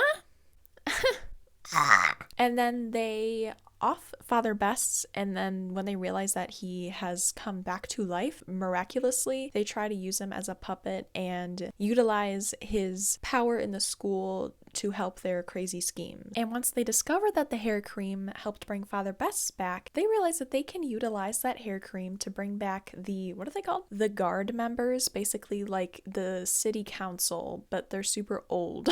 And somehow they can still legally vote. So that is how they get the prison to be accepted. Yeah, you know what I'm saying. And as you can see at the end of this movie, as the Klaxons, Clorox, as they are getting ready to build this prison, they are getting ready to demolish everything in sight. And of course, many of the townspeople, including Kat's undead parents, even Shaban, their own daughter, are trying to stand in the way of this bulldozer, being like, stop, wait a minute. Fill my cup, put some water in it, because they're at a Catholic school, they can't drink. But anyways. And then the little cherry on top here is that the governor, of course, is corrupt. And he is called Governor Bribes. It's funny, but then it's not, because it's like, that's too real. So fuck the Klaxons. They do get arrested at the end. ACAB, are the cast and characters all white? This has to be the most diverse set of cast and characters that I have ever witnessed in an animated movie, and it just makes my day. But then the cast is an all-star cast, for real. Wendell and Wild are voiced by Key and Peele. Father Best is voiced by James Hong, who also voices my favorite character in Kung Fu Panda, Poe's father. Kat, the main character, is voiced by Lyric Ross, and you might also know her from the newer show Ironheart. And then we have the queen, Angela Bassett, who voices Sister Helly. It is such a diverse cast. I mean, I barely touched on who is in this movie, but those are just the people that I recognized and everything. Cast more people of color. Stop with the all-white casts. Does the film speak on any relevant issues, morals, or topics? It most certainly does. So this movie that is mainly geared towards kids and younger people, I would say, talks so much about trans visibility and, of course, the major thing, the school to prison pipeline. Kids movies can talk about important topics like this. I don't know why so many just barely skim over things, or like they're afraid to say things like, this is real life. Kids need to learn about it. Stop. And that just reminds me of episode 4 when I covered Bug's Life and how it talked all about colonization with the grasshoppers and the ants and the child labor and slave labor with the ants. And it's just like, it's so easy to put these things in kids movies and just to educate everyone who's watching, because these are real world issues.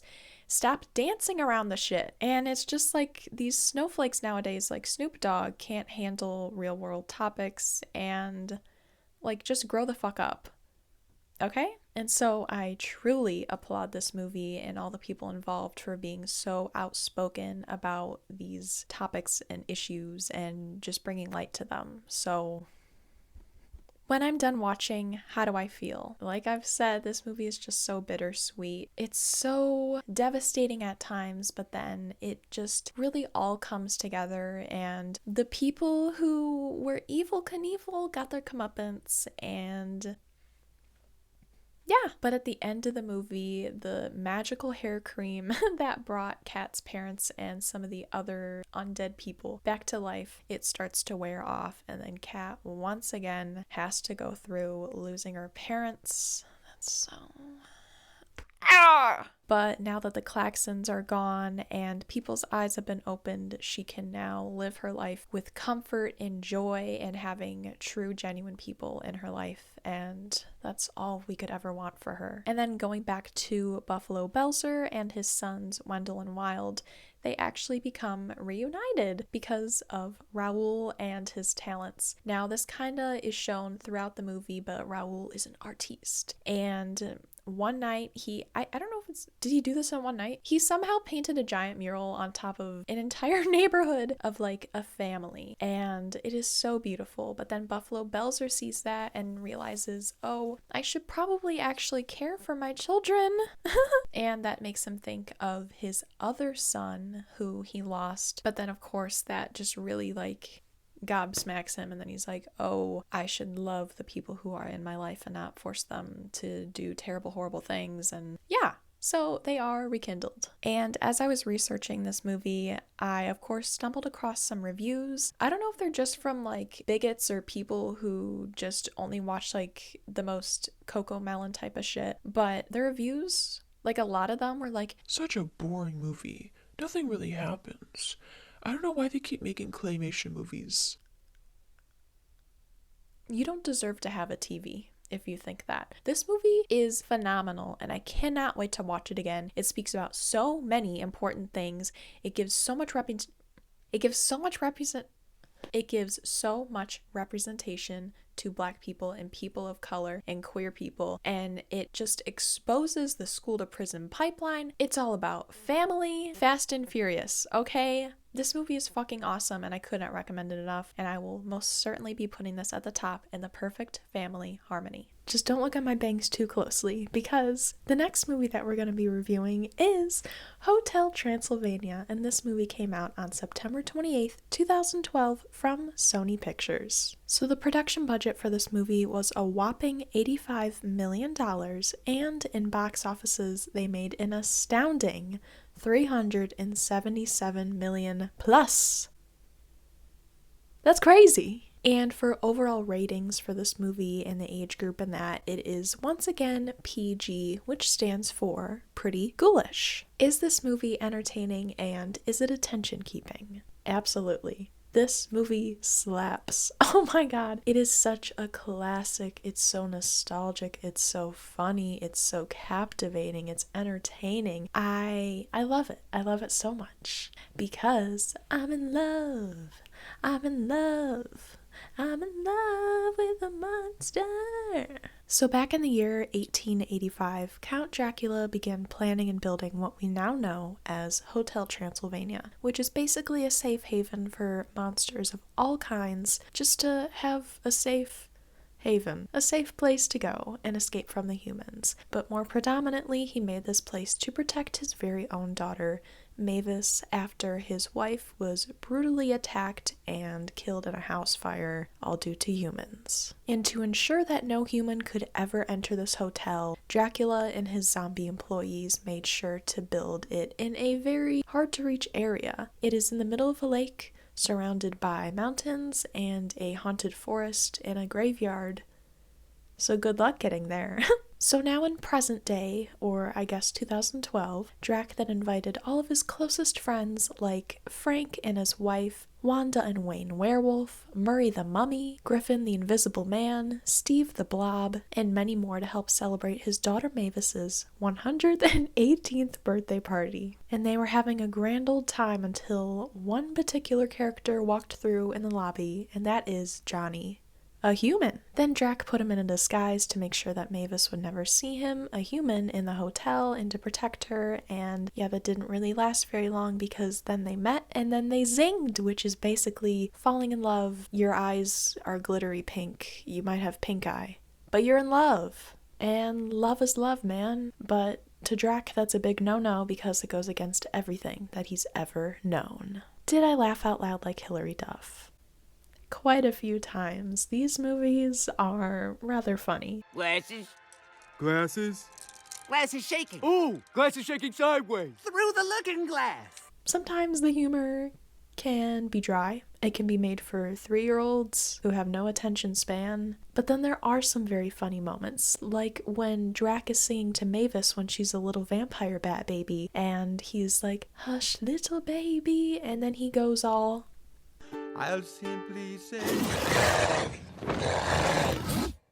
because you're daddy's girl. But another super funny thing about these movies is the physical humor. The jokes are good sometimes, but the physical humor it's so good. Like, they have a toadstool made out of toads. And there is also a bingo scene, and that entire thing, it's just so funny. It's so silly, it's stupid, it's funny, okay?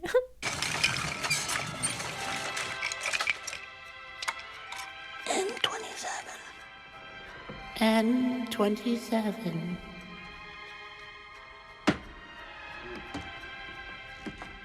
Also, Count Dracula is basically like Mr. Mosby in all these movies. He's the head of the hotel, the Tipton Hotel, Hotel Transylvania, whatever you want to call it. But he will not let anything get past him, and no nonsense. No nonsense. No running in my lobby. This is the sweet life. Hey, oh, let's go. Oh, this boat's rocking away. Oh, ain't no stopping this now. But that's more like the third movie.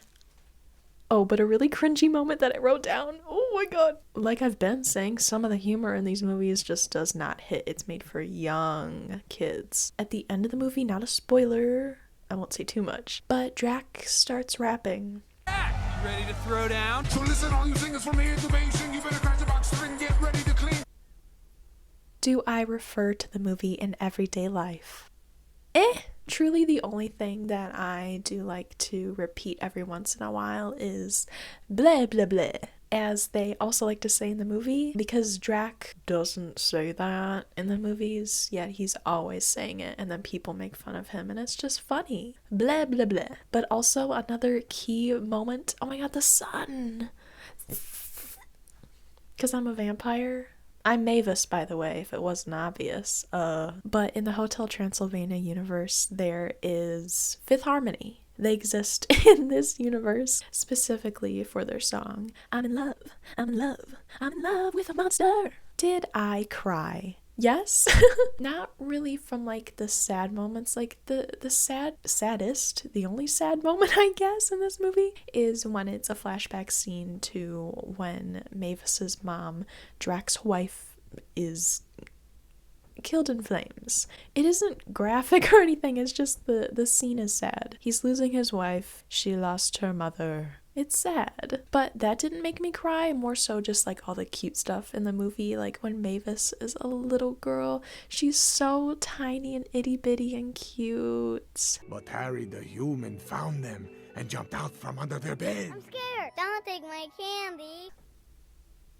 Also, she can turn into a bat. All the vampires can. They can shapeshift. We'll talk about this later. Yeah, when she's a little baby bat, it's so cute. So nothing like sad made me cry. It's more just like cute stuff where I'm like, oh, is the soundtrack good? I mean, we already talked about Fifth Harmony, and this movie came out in 2012. So we have I'm Sexy and I Know It from LMFAO. And then we also have our queen, Becky G. I'm a monster, I'm a monster, I'm a monster, I'm a monster. It doesn't get more 2012 than that, truly. Is this movie made for all ages? It most definitely is. It is made for teeny bops, it is made for preteens, teens, young adults, old adults, the undead. I don't know. It's made for anyone and everyone. Very entertaining for all ages. Obviously, they got those Coco Melon jokes in there, but they do have good jokes too. Very good story to follow. Very visually captivating. This movie is so captivating. Maybe I've just been put under a vampire spell, which I, Mavis, technically could not be put under a vampire spell because I'm also a vampire, but we will talk about these inconsistencies later on. How is the character design and writing? I love it in these movies. Every character is just made so unique. That's what you are. Stilettos kicking vintage crystal off the bar. Category bad bitch. Like, not only are all the humanoid creatures, like the vampires and zombies and other humanoid creatures, Johnny, I guess. Yeah, they're all so detailed, from like even like all their different hair textures. You can actually see individual hairs and everything. You see like the lint on their clothing, the fabric, the shine of the jewelry, the different makeup that they have. They're all just very detailed characters. And same goes with the monsters, more so I would say, with all of their different fur and slimy scales and just monstrous appearances. But they also wear some of the cutest outfits, and it's just, I love this movie. It is so cute. But something that I did want to touch on with the characters and their design and everything is that they do have noodle bones, meaning that they can just shimmy, shift, and slide however they want to. I don't know what that wording was, but they don't move organically. What am I trying to say? I don't know. I'm just thinking of Chester V from Cloudy with a Chance of Meatballs 2, the way that he moves. And if you would like to see my review of Cloudy with a Chance of Meatballs 1 and 2, you can see that in episode 2 of this animated movie tier list series. All episodes are linked down below. How is the world design? I think it's better than the character design. Oh my god, the world building in these movies, top notch. Oh my god, I mean, just starting with a simple thing, like in the beginning of the movie when Drac picks up a photo of him and his wife, you see the glare on the glass, the grain in the wood of the frame, like that alone, yes. But oh my god, let's start with the castle, Hotel Transylvania. The outside of it, it's mammoth huge. I mean, the inside of it is too, but it is just so spectacular. It is ginormous. It is mammoth. And it's so beautiful, like all of the architectural details and everything. Like, it doesn't really make sense. It seems like there's like 10 windows on the outside of the hotel. Maybe that's because they don't want a lot of light in there. Probably. Just looking at the outside of the hotel with the water and the mountains and the sky, like that could be a painting. And then you go into the lobby and it's just so cozy and cute, and you see all of the monsters and just all of the detailing with like all... Kelly, throw up some photos, show that detail. Oh my god. And then one of my favorite parts about this movie is like their community center, like in the backyard. I'm assuming they have like this giant swimming pool and everything, and it's just so retro cute, and all the lights. And back and up and twist and push. And all the cute little foods that they have. I think they're cannibals because some of the foods like scream cheese. It's alive. But who cares? It's all so cute. And then aside from the hotel, we really only see 2 other locations-ish.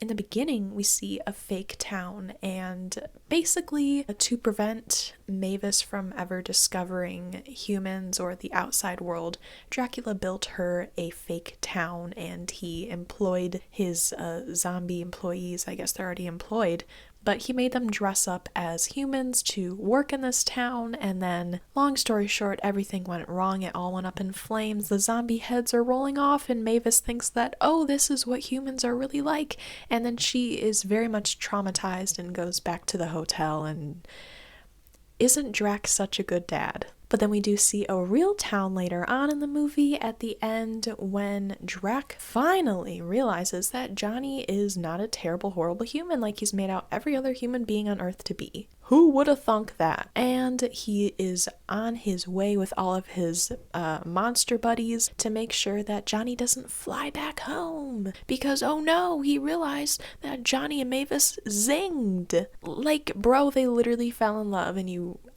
his thought process is something else. But anyways, we see this cute little town. I mean, it looks just like the fake town. They're both cute. Any misogyny or bigotry? I truly do not recall seeing anything in this movie. Nothing. I didn't give anything the side eye. I didn't write anything down in my notes for this. So that could only mean that I didn't clock anything. Hopefully. But like, I truly do not recall anything whack or anything worth writing down. So I think we're good. Who is the antagonist?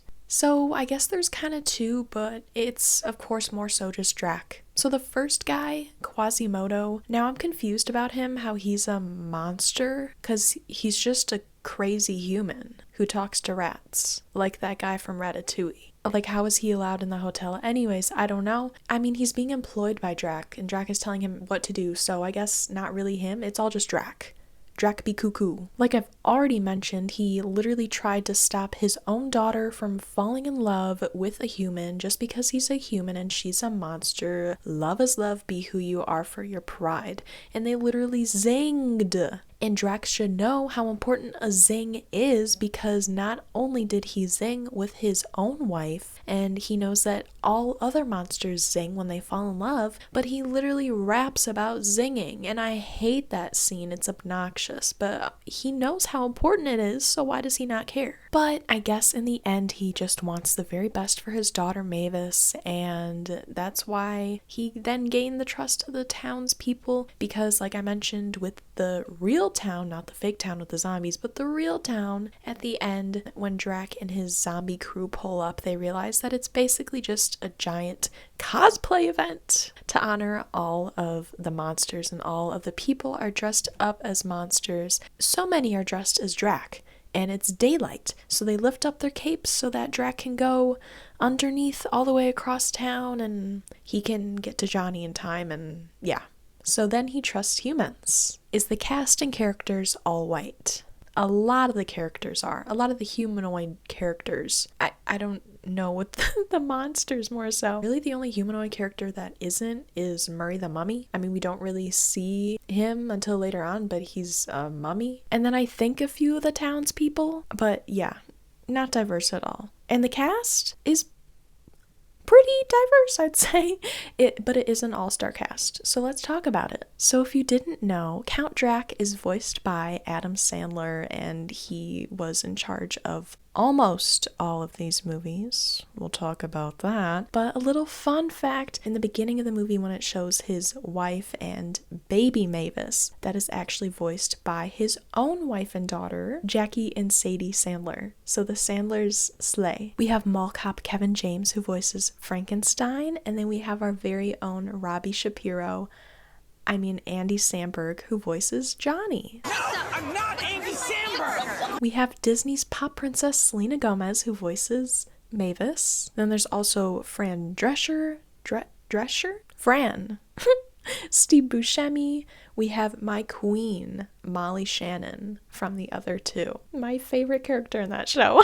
We have CeeLo Green, who voices Murray the Mummy, and sadly, this is the last time he ever voiced Murray the Mummy. I don't know what went down, but I loved CeeLo Green as Murray the Mummy. But anyways, and I mean, the list goes on with the famous, well-known people, but that's just the people that I mostly know. But anyways, does the film speak on any relevant issues, morals, or topics? Yeah, if you didn't catch it, it's all about a parent trying to shelter their child from the real world and pretty much like brainwashing them to think how they want and to be like, oh, this is terrible, this is good. And then they realize, oh my god, wait, my child has a mind of their own, that's pretty crazy. When I'm done watching, how do I feel? I mean, this movie ends with a giant dance party, and if you haven't ever seen any other kids movie, it usually almost always ends with a dance party. So that puts you in a good mood, and it's in the cute little pool party area, my favorite area, and it's a happy ending. Everyone has accepted one another. Drac is okay with humans. Johnny is accepted into the family. They zinged. Happily ever after, blah, blah, blah. And then one thing that I wanted to mention, just very quickly, look at this movie's premiere photos. Just look at everyone's fashion and look at those character mascots. I had to share that. And to rank this fantastic movie, I will gladly put it in the perfect family harmony. The very next movie that we will be reviewing today is Hotel Transylvania 2, and this came out on September 25th, 2015, once again from Sony Pictures. Now, the production budget for this movie went down just an inch, and we are down to $80 million. However, they did so much better in box offices, and they went well over $474 million. So for the overall ratings and age group for this movie, it is once again PG, but this time it stands for paranormally gregarious. Is it entertaining and attention-keeping? I would say so. It starts out with Fifth Harmony. I'm in love. I'm in love. I'm in love with the monster. Like, how iconic. I do want to say this now, and that is that this entire franchise is just so inconsistent. I certainly will not be covering all the inconsistencies throughout this because there's honestly way too much, specifically with just the monsters and more so the vampire species. So if something that I say seems out of place and you're sitting there like, girl, what do you mean? Just know that it is the movie's fault and not mine. So let's start with the big thing, and that is Johnny and Dracula's relationship. At the end of the first movie, those two seemed to put aside their differences, and I mean more so Drac, he got his panties out of a twist finally, and he learned to accept and trust humans. But it's like the entire production crew forgot about that this time around because this movie is once again about Drac learning how to trust humans. But anywho, Mavis and Johnny got married! And Johnny's human family attends the wedding at the Hotel Transylvania, and the humans are completely fine with the monsters, and the monsters are fine with the humans. Most of the time. And then a special zing happens and Mavis is pregnant. And she doesn't have a bump when she's like a vampire, but then when she transforms into a bat, she has a bump. And I don't know how that works with the fetus. Like, is it squished or does it transform? I don't know. Let's not think about that too long. But then out pops little Dennis, and right away everyone notices that, hey, this kid does not resemble his mother, Selena Gomez, at all, and it only looks like his father, Johnny. And even more so, this kid doesn't seem to be a vampire. So then basically the premise of the story is Mavis and Johnny, they are traveling the real world, the human world now, to see where Johnny grew up and everything, and to see if that would be a good place for little Dennis to live and grow into his life. But meanwhile, while they are doing that, Drac is back at home at the hotel with all of his monster buddies, and they are babysitting little baby Dennis, and basically trying to make sure that he turns into a vampire by putting him in constant danger. What a good grandpa. And if you weren't sure who I am, well, I'm the Invisible Man. And I don't feel like holding this anymore, so I'm gonna become visible. In 3, 2, 1. Yeah, I was here the whole time. These are gonna be so distracting, and they're also dirty, so I'm not wearing those. Did I laugh out loud like Hilary Duff? Yeah. I think the jokes in this movie hit much better than the first one. Like, the first one's pretty funny, but the second one is funnier. But then again, they still have a plethora of those 3-year-old jokes. Like, jokes meant for 3-year-olds. But once again, they have great physical humor. Like I've mentioned a few times now, there are many zombies that work for Drac in the hotel and everything, and they're very funny. Very funny indeed. My bad. So I guess really only one of the funniest moments that stood out to me that I wrote down here. I won't spoil too much because I'll talk about it later. When Drac is trying to make Dennis into a little vampire and to see if he will transform into a bat, he literally throws him off a 500-foot tall wooden platform. It's funny. The scene is funny, okay? The way it's funnier than it sounds. Ooh, I want to fly with Papa. Do I refer to this movie in everyday life? No, I mean, I guess, once again, if you want to count blah blah blah, that's it. I genuinely forgot about this movie. I forgot about the whole plot, the premise. When I think about these movies, I just think about the first one and the third one. I mean, it's probably just because the second movie is just a repeat of the first one. You know, because for whatever reason, Dracula had like memory loss or something, and then he forgot that he trusted humans, so he has to once again go through the process of learning how to trust humans. Did it make me cry? Yes. And now, because of actually some things that were like sad, not like, that's so sad, blah blah blah. But in the beginning of the movie, when Mavis is walking down the aisle to marry Johnny, and then Drac is picturing her as a little vampire. She's so cute. And it's just so sad and like, oh, she's all grown up. She's 100 and how old would she be now? 120? I don't know. But also, I feel like I was crying because I was laughing so much at some of the moments. Like, in that same scene, there's like a flower girl and she's a human and she's all like cutesy walking down the aisle. And then the werewolf children, there's like 500 of them. And there's only more and more throughout the movies. But anyways, some of the werewolf children just attack her in the middle of walking down the aisle. And it's so funny. It's funny.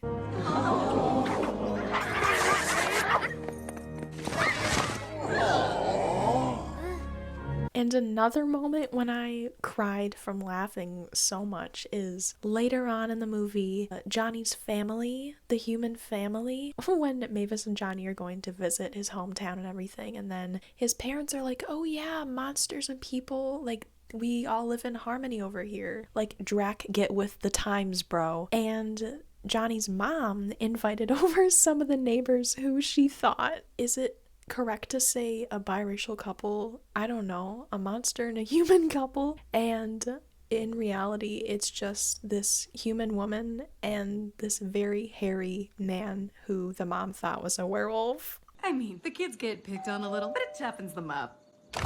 Oh, hey, you guys, and this is Loretta. She's married to Paul, who's a werewolf. Excuse me? Yes, I was telling Mavis about the other monster-human couples in town. I am not a werewolf. Oh, I thought... Well, you're welcome to stay and have some cupcakes. Like, that's funny. Is the soundtrack good? I mean, I feel like they just said screw all other artists. This is gonna be just a Fifth Harmony-based franchise, and I'm okay with that. And then they play the classic song, Give It To Me, I'm Worth It. I'm worth it. I don't get no sleep because of you, and you'll never get sleep because of me.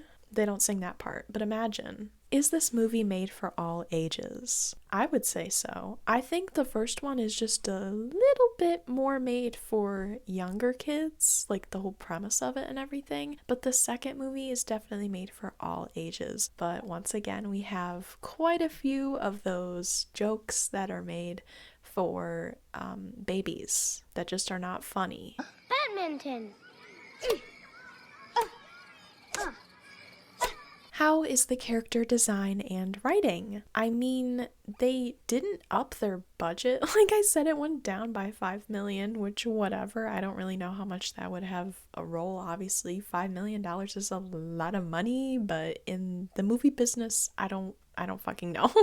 But everything looks a lot more detailed, like even their hair, the shine on their hair, their clothing, the jewelry, the makeup, everything, the whole shebang. And one thing that I wrote in my notes about the character design, I only noticed it in the second movie and then the third movie. We'll talk about the fourth movie. But especially in the second movie, Mavis, I don't know if they did this on purpose or what, but I feel like they modeled her character, the mannerisms, everything after Reese Witherspoon. And I wouldn't really have made that connection, but I did recently watch both of the Legally Blonde movies, like close to watching these movies. I don't know if they did that or if I'm just like making a connection that isn't there. I don't know. And then, as I've said, we do see Johnny's human family. We see even more humans because they go into the human world, of course. And it's just all of the human designs and everything just remind me of Illumination. The way that they move, the way that they're designed and everything. I just think of Illumination. Illumination is stuck in my head. Imagine if they have minions, but it's Sony, they wouldn't do that. But that'd be funny because like minions, they follow the most evil guy, so they probably did work for Dracula at some time, am I right? How is the world design? Even more spectacular. Of course, we still have the beautiful Hotel Transylvania and all of the haunted grounds around it and everything. It's just so spooky and eerie and I love it. But then, of course, we do see even more of the human world when they travel to Johnny's hometown. I don't know where it is. But it's very cute.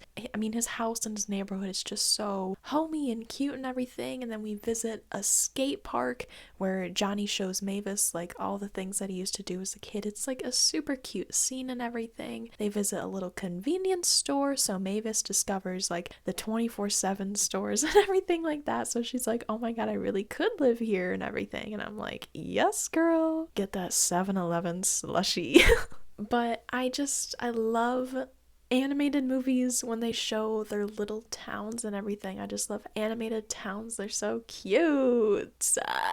Any misogyny or bigotry in the movie? Yeah, unfortunately. Oh my god, you can't escape it in this movie. It's gross. So, of course, we have little Dennis. This is Mavis and Johnny's son that they had. He's a boy. And in this movie, he befriends one of the many werewolf kids. Her name is Winnie. I mean, she's like the only werewolf kid that wears clothes. I don't know why. But anyways, she's a girl. If you can't get where I'm going with this, well, let me just say that Drac is weird about it. He says this to Dennis, the 4-year-old child. Dennis, you can't be just friends with her. You're a Drac.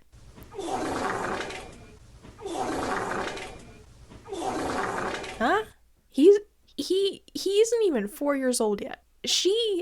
I don't know how old she is. She has a binky in her mouth. Why are you sexualizing a children's friendship? You fucking weirdo.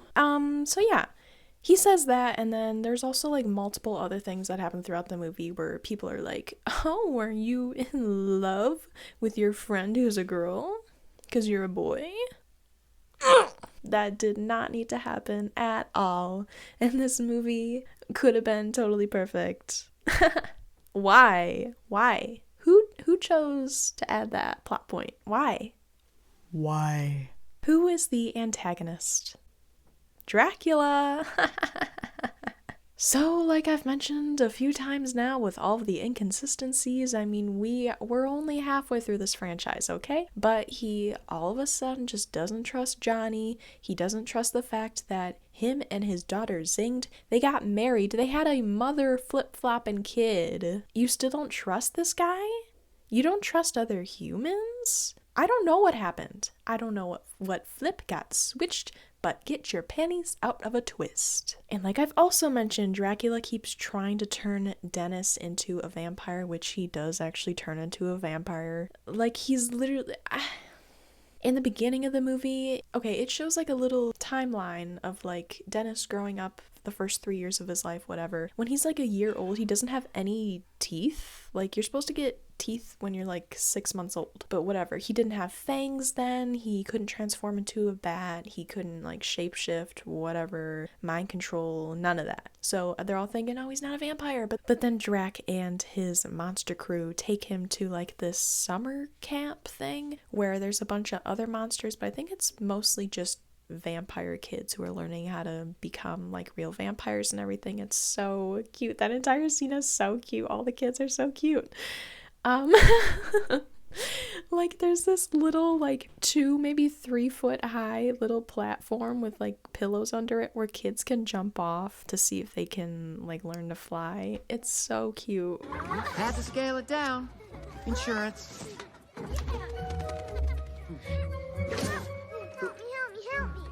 But anyways, yeah, that isn't enough for Drac. Safety is not good enough for his grandson, so he climbs to the top of this rickety-ass wooden tower. It's literally in shambles, and I don't know, it seems like as though it's a mile high. It's in the middle of the night. No park employee knows he's up there, and then he quite literally just throws Dennis off of this platform. And he's just waiting and waiting as Dennis is falling and falling. And he's like, oh, he'll transform. It took me a while to sprout my wings, whatever the fuck he said, I don't know. And then all the other guys like Frank and Blob and Werewolf Dude, they're all like, whoa, you better go save him. And then when Dennis is quite literally like 3 feet from going splat on the ground, then Dracula's like, uh-oh, I better go save him. And then he dives to the bottom and then he saves him. But like, bro, thankfully, one of the little teeny bops at the camp or whatever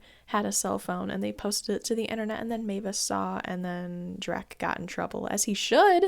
The fuck? And all the other monsters should have as well. Like, oh my god, y'all are cuckoo bananas endangering a child to see if he'll transform. He's not a fucking Autobot, okay? My god. And then, like I mentioned before, him just being so freaking weird and sexualizing the relationship between Dennis and Winnie and their children. They are children, they are kids. So yeah, Dracula like really sucks in this movie, no pun intended. Is the casting characters all white?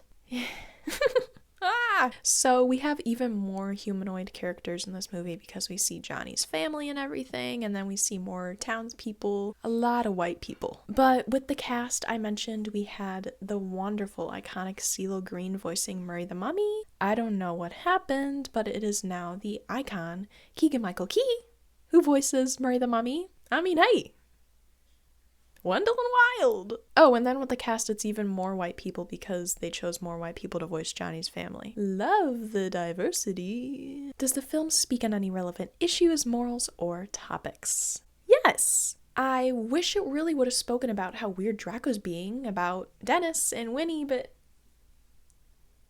anyways, the main moral, the lesson of this story is to love who you love. Love is love, man. Because Drac once again learns to trust humans and everything, and he's like, oh, it's okay if monsters and humans get together. I sound like a broken record. These movies are something else. And when I'm done watching, how do I feel? I mean, the first one ended with a dance party, and now the second one ends with a dance party. Yes! Of course. I thought this movie was actually much better than the first one. I think I only saw it once prior to seeing it again, for this video, I've seen the first one countless times, the third one countless times, but the second one, I forgot all about it. But I think it is better than the first, and if you hadn't even watched the first one, you honestly don't need to, because it's basically the same thing in the second story. So some things that I wanted to mention with these movies is that they are, well, the first three are sponsored by Sony. I mean, they're made by Sony Animation, but oh my god, they love to just remind you of that with all of their little cell phone advertisements and everything like that. Like, oh my god. Also, I find it so funny because if they're trying to advertise their technology as being good, they don't do a good job at doing that, because I think it's in the first movie, maybe the second movie, but Drac is trying to use like I don't know what the Sony version of Siri is, but like the voice helper or whatever thingamabob, it like cannot understand what he's saying. And like, yeah, he has an accent, but like, shouldn't they advertise the fact that, yeah, we understand many accents, you can say whatever you want, we'll help you. And then like the voice helper is like, sorry, I don't understand, can you repeat that? Did you mean this instead? I don't know. And then another inconsistency, I'm not going to talk about all of them because I don't even remember all of them. It's laughable. Like, oh my god, it's like they didn't pay attention to the movie they previously made. Anyways, in the first movie, Drac invites all of his monster buddies, just like the main crew, to hang out and celebrate Mavis's birthday. They don't live there. They just visited the hotel. The second movie, it's like they do live there now. And then I think for the third and the fourth movie too, it's like I guess that's fine, but it's a hotel. And like, I don't know. I'm not going to try to make sense of it. It's not my job to, it's theirs. And to rank this movie, I'm going to put it in, yeah, I'd buy this secondhand. Even though I said it was better than the first, I just cannot shake the gross plot point of Drac being weird as fuck about Dennis and Winnie. Also, all of the inconsistencies just keep piling up and it only gets worse, and it's just, why'd they do that, huh? Anyways, so that was this movie. Who's ready to go on vacation? Because it's time for Hotel Transylvania 3 Summer Vacation, which came out on July 13th, 2018, once again from Sony Pictures. I'm gonna try to do as much of this as I can with my fangs, and I forgot them for the previous two.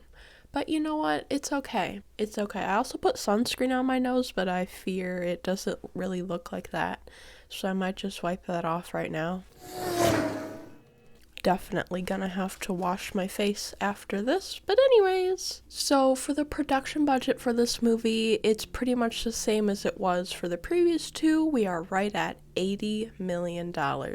Seems like the standard. But however, in box offices, this movie popped the fuck off. This was their best movie. You want to know how much they made? Over $500 million. I have to go through the rest of my notes for all the previous movies that I've done, but I swear that is the most I've ever seen in box offices for an animated movie, and that is well deserved. This movie rocks. So for the overall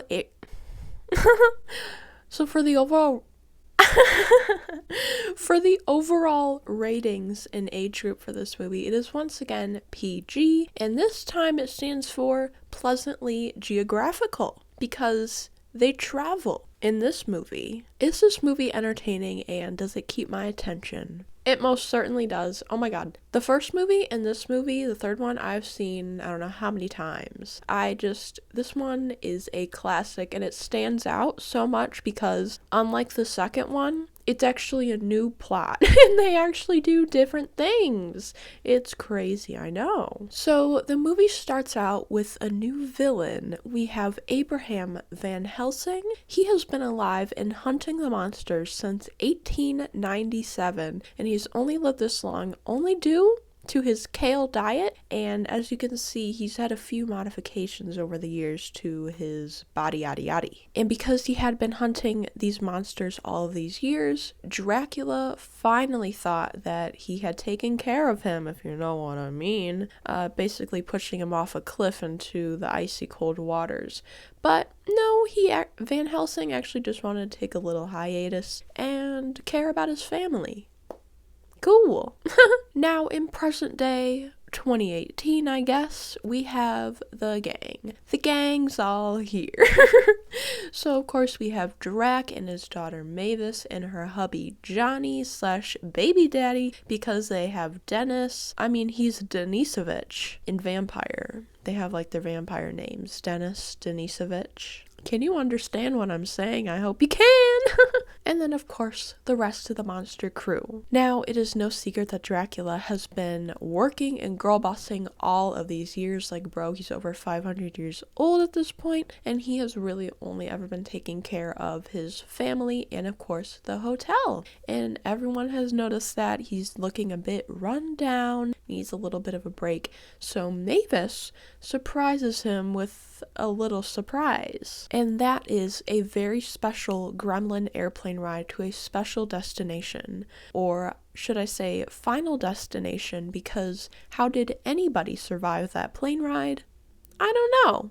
But hey, they made it. And then they finally arrive to none other than the Bermuda Triangle. I've never been there, but hey, if it looks like this, hot dog man, I want to go. Okay, that looks cool. But they arrive there, and then they go down, and then they go up, and then they're in a cruise ship. Or as Drac likes to say, it's just a hotel on the water. It is, though. And as the monsters are enjoying their cruise, having their family time, kicking back and relaxing, they then hear a mysterious voice, and out pops the ship's captain, Erica. But she's a human. But Drac does not care. He sees that fine lady and he's like, awooga! And he zings. I'm saying zing with a Z. He zings. And he is just going goo goo gaga for her, like quite literally. He cannot talk when he sees her. Oh, you're speaking Transylvanian. Oh, always wanted to learn. Me with Patrick Wilson. I don't know if I could ever meet him. I will meet him. But would I be able to talk, or would I just do what he's doing? We'll find out one day, I guess. But Erica, the ship's captain, she might be a captain, but she also has other plans. I have to take these out. Oh my god. Imagine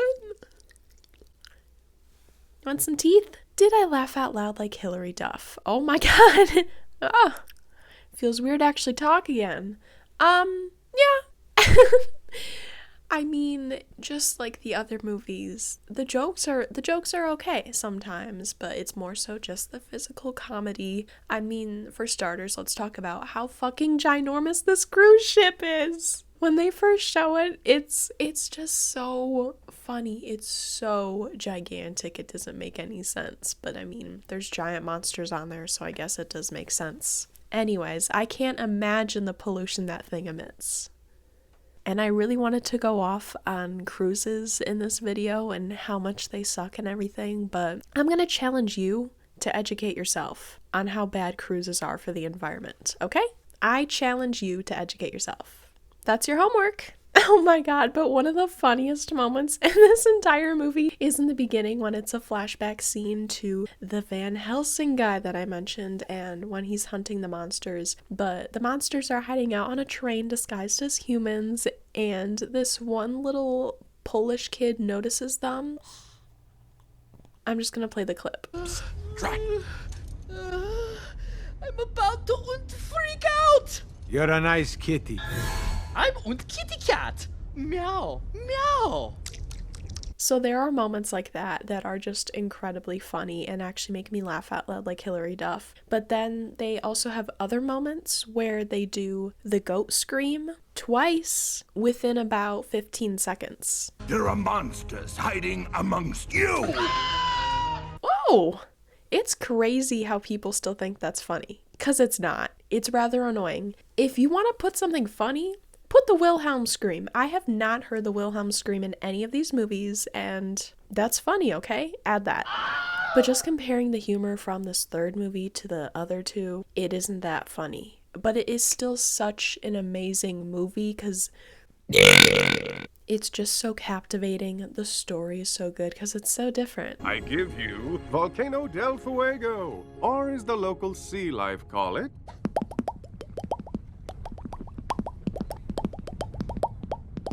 do I refer to the movie in everyday life? No. Once again, aside from blah, blah, blah, no. However, there is a scene at the end that we will talk about because it has a very big role in the movie overall, but there's a really good song that they play, and ever since I saw this movie, I was like, it's so good. This movie puts you in summer vacation party mode, okay? It really does. Did I cry? No. There's absolutely nothing emotional about this movie. Nothing tugs at your heartstrings. There's no emotional plot points. I didn't even cry of cuteness. So, yeah, it's just all dry eyes in the house with this one. Is the soundtrack good? Of course. I feel like that is one thing about these movies that are just like top notch. The soundtrack is so good. I mean, of course we have Fifth Harmony. Of course. You can't have a Hotel Transylvania movie without Fifth Harmony. Is this foreshadowing for something? I don't know. You might just have to continue watching, huh? But then we also have the iconic Tiesto and his amazing fabulous beats. If you don't know Tiesto, get on that shit, okay? When I was like, 8 years old when I got my first MP3 player, it had about 10 songs already on it from random artists, and one of them was Tiesto. And like, if Tiesto wasn't on there, I probably would have discovered his music eventually, but it's just like, I have a Tiesto connection, okay? But just a few moments ago, I mentioned at the end of the movie, there's a scene with a really good song, and that's Tiesto. The song is called Wave Rider. That entire scene alone, it's just so like, you just want to party, get your back up off the wall and dance, come on. But for real, it is so hypnotizing, and I say hypnotizing because that's the whole point of the song. Van Helsing is trying to hypnotize all of the monsters so that he can once and for all.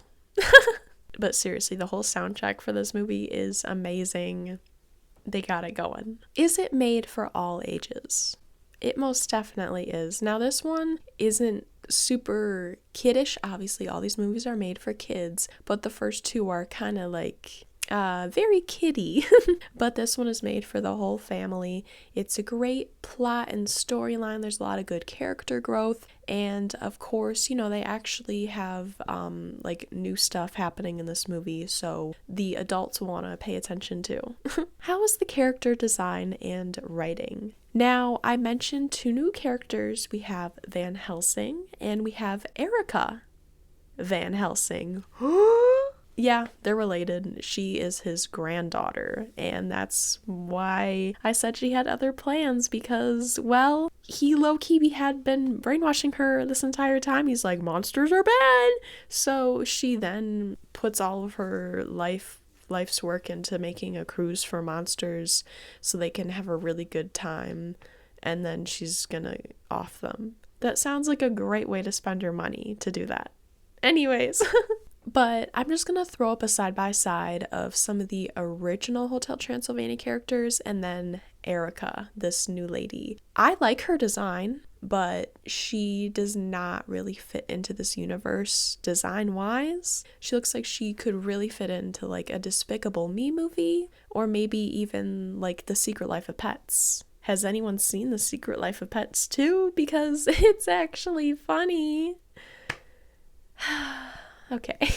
That's really the only thing that I had to say about the new design. I mean, it just doesn't really fit, but I do like her design. But another thing, so I talked about the werewolves a few times and everything, and how they have a lot of kids, and now they have even more kids, and the wolf mama is pregnant again. However, the werewolf parents do get a break in this movie because they find a daycare that can, like, you know, care for their kids as a daycare would, and they don't know how to spend their time because they've never had time to themselves. And I'm like, maybe y'all need to go on birth control or something? Just a thought. And we've also talked about inconsistencies a few times. Just a few, right?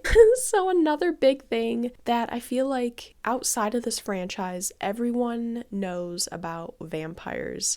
They don't show up in photos. Like, no matter what kind of vampire movie or TV show, anything you're watching, it's like, we all know you cannot take a photo of a vampire. They will not show up. Literally in the beginning of the second movie, when Mavis and Johnny are getting married and the family takes a photo of all of them and everything, the vampires don't show up in the photo. as they shouldn't. In this movie, they are underwater doing like a little scuba diving thing. That scene is so beautiful, magical. This entire movie is, but we'll talk about that. Mavis, I think it's Mavis, she has her underwater camera. She takes a photo of Drac like swimming with a dolphin or something, and he shows up in the photo. So that happened. How is the world design? It is so beautiful. So, like I literally just mentioned, the underwater scene is so beautiful. This movie, they did such a spectacular job with the lighting. It's all very pinky purple. Euphoria. It's like the Euphoria show. I mean, it's not like the Euphoria show in that way, but just the coloring. But it's just so magical, and it further adds to like that summertime vibe of just like feeling like, oh, you're living life, you know? But I am obsessed with this movie. It is so beautifully made. I mean, their budget didn't go up at all from the previous movie. They just decided to make it more beautiful, and I'm like, slay, as you should. But there are once again so many poster-worthy scenes of just the scenery. Like, bro, what a beautiful movie. And we discover obviously so many different locations in this movie because they're actually traveling and doing something different. And of course the cruise ship is so gigantic, so cool, but we hate cruises. And if you haven't educated yourself yet, you better after this video. But it's just so beautiful, and all the different locations they visit. Like, they see a cutesy little island, they see an underwater volcano that pops up, they're doing the deep sea diving with the fishies, and then they go to Atlantis. Oh my god, y'all. The Atlantis scene reminds me of, oh god, I'm gonna say the wrong thing. Mount Vesuvius. What is that? I feel like that's from Hercules. What's the other place from Trolls with velvet and veneer? Mount. That really cool place from the Trolls movie with velvet and veneer. Like, that's what it reminds me of. It is so grand and beautiful and exquisite, and you're just like, holy cow, bro. But it's very like Vegas themed and everything. And also, I've seen this movie a few times, if I didn't already say that, but there are like employees, little minions. I don't know what you want, not like a minion, but like these little employee workers that work at this Atlantis casino, whatever. I don't know why I've never heard anyone talk about them, but they stood out to me the first time I ever saw them, and every time I see them, I'm like, I don't know. Anyways, any misogyny or bigotry? No! Oh my god. It's like they heard me with the second one, how fucked up that was with Dennis and Winnie, because that is so fucked up, and I don't know why they did that in the first place. But this third movie, there's nothing. I didn't bat an eye at anything. It was just great. Who is the antagonist? For once, it isn't Drac. I'm not supposed to be anyone in particular with my cosplay. Like, I kind of wanted to be like Drac because he pops out his like shirt collar like that to be like the vampire cape and everything. And I don't know. I just wanted to feel like I'm on vacation. Summer paradise, cruising with the boys and girls, surfing day and night. Oh, but the antagonist, it's not Drac for once. It is the Van Helsing guy and girl Erica. So, I mean, he has literally spent his entire life, actually about 3 lifespan worths of life, hunting the supernatural and just trying to erase them from the earth. All because he's just a poor little conceited man. And yeah, and then he brainwashes his granddaughter Erica. They don't ever talk about Erica's parents, his children. I don't know. Maybe they were just so done with him. They said, I don't want anything to do with you. And then he already brainwashed Erica. So I don't know. That's just my assumption. But yeah, so he was hunting them, and then he got too old. So then he told Erica what to do. And then she then spent her life trying to fight them and get them and everything. But then she ends up zinging with Drac. Yeah, she's in love with a monster. She's in love. She's in love. She's in love with the monster. She's in love with the monster. So, that didn't go as planned for her. Ruh-roh. Is the cast and characters all white? So, they added 2 new humans, and they are blonde bitches with blue eyes. So, again, not diverse. But the cast is a little more diverse than that. So, we still have Adam Sandler as Drac. We have Selena Gomez, we have Andy Samberg, we have Kevin James, we have Fran Drescher, we have Steve Buscemi, Keegan-Michael Key as Murray the Mummy, and now we have Chrissy Teigen, Queen, who voices the Invisible Man's invisible girlfriend. The invisible girlfriend is real. In the past 2 movies, he was just playing dumb and he's like, this is my girlfriend. And there would be absolutely nobody there. But now she's here and she's Chrissy Teigen. And also, we have Joe Jonas, who voices the Kraken, who is the DJ. So he's technically Tiesto. Joe Jonas is Tiesto. Fun fact, not really. Does the film speak on any relevant issues, morals, or topics? I mean, if it wasn't already in your face enough, it's just about being who you are and loving who you want to love. 'Cause love is love, man. And Erica is in love with the monster. When I'm done watching, how do I feel? Now, like I said, the humor in this movie is sadly not up to par with the first 2. However, the plot is so different. The characters are finally different. They actually go to new places. It's so visually captivating and beautiful. The story's amazing. The soundtrack is so good. This movie is very good. And to rank this movie, I will happily put it at the top in the perfect family harmony, because this is very much a family movie. Hello? Yeah, this third movie, the first movie, absolutely perfect in my opinion.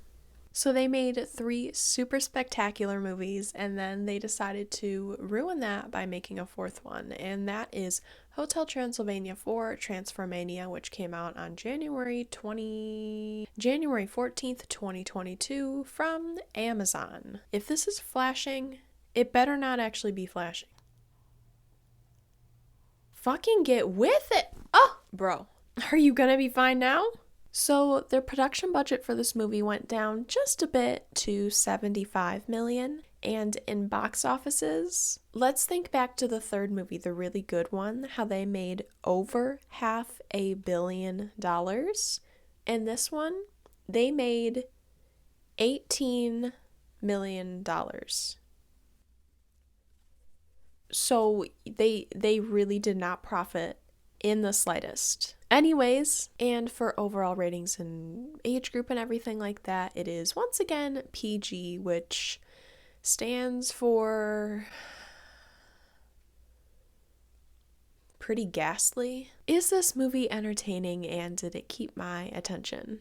I had to watch the entire thing so I could write it for notes, because I couldn't just do the first 3 and then not do this one. This was my very first time seeing the 4th one, and my very last time. So basically, we talk about inconsistencies, right? Yeah, we've been talking about that. So this one, it's like the second movie, how they forgot every single thing that they did and how they actually had a relationship, and Drac accepted the humans and Johnny was accepted into the family. No, why would you think that? No, silly goose. Of course, they somehow went back in time, not really, but just, oh my god. So basically, Drac is getting old. Like they already said that in the third movie. He's getting old, he's getting overworked, and now he's with Erica. They kept that plot point. Erica the human, she's back, and he's talking to Erica about how he doesn't really want to keep the hotel and everything. Like, he's kind of done. He just wants to start his own life. And then Mavis overhears that with her bat ear, which is a new thing. We've never seen the vampires only like half transform, so new lore, I guess. I don't know. And then how he's basically like, oh, I want to pass it down to Mavis and everything, but I don't trust Johnny because he's a human. Why are you saying this to your human wife?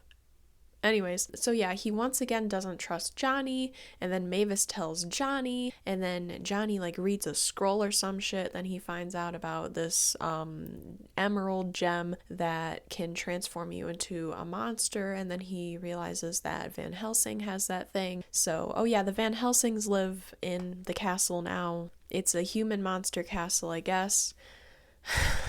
Anyways, and so Johnny uses a thing on him, and then he turns into like this dragon or some shit, and then Drac is like, oh my god, blah blah blah, why would you do that? And then Drac like hits the reverse thing on it, except he doesn't actually, and then he tries to zap Johnny, and then it doesn't work, and then it somehow zaps like 5 different other people, like the werewolf, Frankenstein, Blob, Invisible Dude, whatever. Then they all become humans, but then Steve the Blob becomes like an actual jello dish. I don't know. So yeah, basically the whole premise is that Drac once again doesn't trust humans. Did I laugh out loud like Hilary Duff? The humor in this movie was actually surprisingly good. Yeah, there were some funny moments for sure. Like I wrote down when Blobby becomes the Columbia lady, like in the beginning before the movie starts, she's like holding the torch. What is she? A book? But it's Blobby. Like that was funny. I mean, just like the other movies, like the comedy, like it's good. It's really good at some moments, but in other moments it's like, shut up already. But yeah, still good physical comedy, so that's a plus. Oh, okay, some part that's actually funny. So when Drac is trying to fix Johnny, like turn him back into a human or whatever, like he zaps one of his zombie employees, and then he turns into a human quickly. He's like, oh, finally, the nightmare is over. And then another zombie employee bites him right away. Oh my god. Okay. Yeah, that's like the only part that actually made me laugh out loud. Like Hilary Duff. So, do I refer to the movie in everyday life? No, this was my first and only time watching the movie. Next, did it make me cry? No, I did not get attached to any of the characters. Nothing was emotional. Nothing in the plot made me go, oh boy, I hope they're okay. Next, is the soundtrack good? Now, they do go back with their, like, classic tunes, like they have the Cha-Cha Slide, okay? Then they have Just the Two of Us. We can make it if we try. And no Fifth Harmony. Huh? How the fuck are you gonna make a Hotel Transylvania movie and not have Fifth Harmony in the soundtrack? Are you delusional? Oh my god, when me and my sibling were watching this, like we were just waiting and waiting and waiting to hear Fifth Harmony. Not even an ounce of I'm in love with a monster. You can't not have that song in these movies. I'm getting angry all over again. I got angry yesterday when I was typing these notes. I was angry when I watched the movie, and now I'm angry again talking about it. Oh my god. Oh my god. If it wasn't already obvious, them going from Sony Animation to Amazon. Whoa. Oh, brother, this guy stinks. Oh my god. It's terrible. It's terrible. Is it made for all ages? I guess. I would say it's made more so for kids, and I guess, well, anyone of any age who has never seen the previous 3 movies and doesn't know any of the lore, because they quite literally re-explain everything once again in this movie, but also again with the inconsistencies. It's like you don't need to know what happens in the other movies. You can just watch this one, but I don't recommend that. I would actually flip-flop it. Watch the first 3, don't watch this one. I did the work for you. I suffered for you. I suffered for your sins. Isn't that what he said? Oh, brother. This movie came out in 2022, and the werewolf guy did the Renegade dance. Renegade. That came out in like 2019, 2020? Earlier. 2018? I don't know. It was not 2022, and it was old the year after it came out, and that just really dates the movie. And it's not even good. Like the Cha-Cha Slide, timeless. Even if they did the Cotton Eye Joe, okay? It's just sad. How was the character design and writing? So like I mentioned, it is no longer Sony Animation and it is now Amazon Animation. I don't know what they're called. But everything is just oh so slightly different. And it just puts you off. It's like the first 3 movies you're watching Ratatouille, and this 4th one you're watching Ratatouille. It isn't that big of a difference, but to the keen eye, a Hotel Transylvania 1 through 3 fan, it's just so off-putting. Like the whole vibe of the movie is different. It seems like, okay, perfect example. I reviewed this in episode 3 or episode 4, but Surf's Up. First one, phenomenal movie. Go watch that movie. Go watch the movie. The second one, Surf's Up 2 Wave Mania.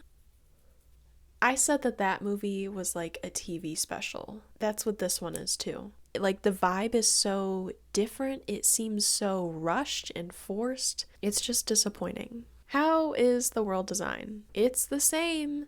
Nothing new. They got rid of the super cool lighting that they were doing in the 3rd one. It's just the castle and more of the castle. They don't really do anything or go anywhere. They go to the like this crystal cave at the end to try to like switch everyone back. It's nothing special. Any misogyny or bigotry. Now, I didn't catch anything, thankfully. Nothing seemed like weird or wacky or out of pocket, except for the fact that we've already seen this movie 3 times. Who is the antagonist of this movie?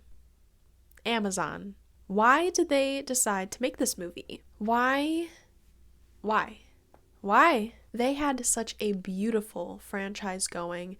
3 through 3 is the magic number, as Mitchell Musso said, okay? So why not keep it like that? Why did they have to make a 4th garbage piece pile of poo-poo caca-doo-doo shit? Huh? So Amazon is the antagonist. As they always have been. Educate yourself on them too. They fucking suck. Is the cast and characters all white? We don't have any new characters, and a lot of the characters actually go away, but all of the humanoid characters are still white. The cast. Let's talk about the cast. Like, holy fucking shit, Amazon, what did you do? What did you not do? Like, whoa! Wow! I don't know what that was, but oh my god, I'm so angry. This movie makes me angry! So, we've talked about Adam Sandler a lot in these first 3 movies. He's the voice of Dracula. He helped produce and make the movie and everything. Literally, all of the main cast, they're all of his real-life best friends. Like, this is an Adam Sandler franchise. Or at least it was, because he's not even in this movie. Drac is voiced by some guy, Brian Hall. No shade, no tea, never heard of him. He actually did a pretty good job with the Drac voice. Like, if you just hear it, you're like, oh yeah, that's Drac. But then you pay attention, you're like, that is not Adam Sandler. And that further takes you out of the movie, and the animation is just slightly different. I know I already talked about that. It's just different, and not in a good way. But thankfully, we still have Selena Gomez and Andy Samberg.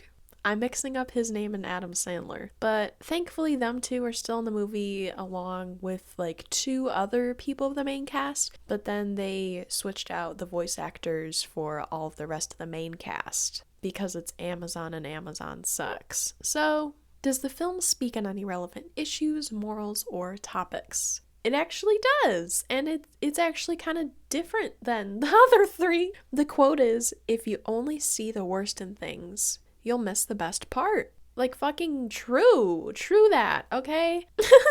Sorry, this movie gives me a migraine. And in that part of the movie, it's said when Drac finally realizes that he accepts humans for the 4th time now. Holy cow. And now he finally accepts Johnny as like a friend and a part of the family. Like, he didn't already marry your daughter, and he isn't the father of your grandchild, and he's been living with you for how many years? And you met his family, and you want him to own your hotel, but you still don't trust him? But also another like moral or lesson in the story, in the beginning, Johnny says, "Oh, everyone should be wearing name tags." And I couldn't agree more. Can characters please wear name tags in these movies? I'm so bad with names. Can people do that in real life? Like, employees have name tags? Customers should... Okay, I guess just in movies then. Can everyone please wear name tags in movies and TV shows? Thank you. When I'm done watching, how do I feel? Well, I was excited that the movie was over, but then you think about the movie and you just get so disappointed and sad, and you're like, what the fuck did I just watch? I've already seen these movies 3 times. They just redid it.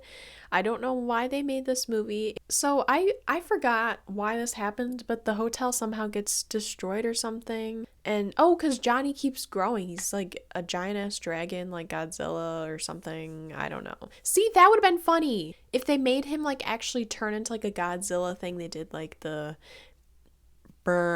like his, like that would have been funny, but they didn't do that. So the hotel gets destroyed, and then literally as soon as it gets destroyed, then Drac is like, okay, I'll pass it on now because I ain't dealing with this shit. And then they don't even have like a montage of Mavis and Johnny like planning the rest of the hotel, the castle, whatever. No like building makeover montage. Like literally it just cuts to the end credits.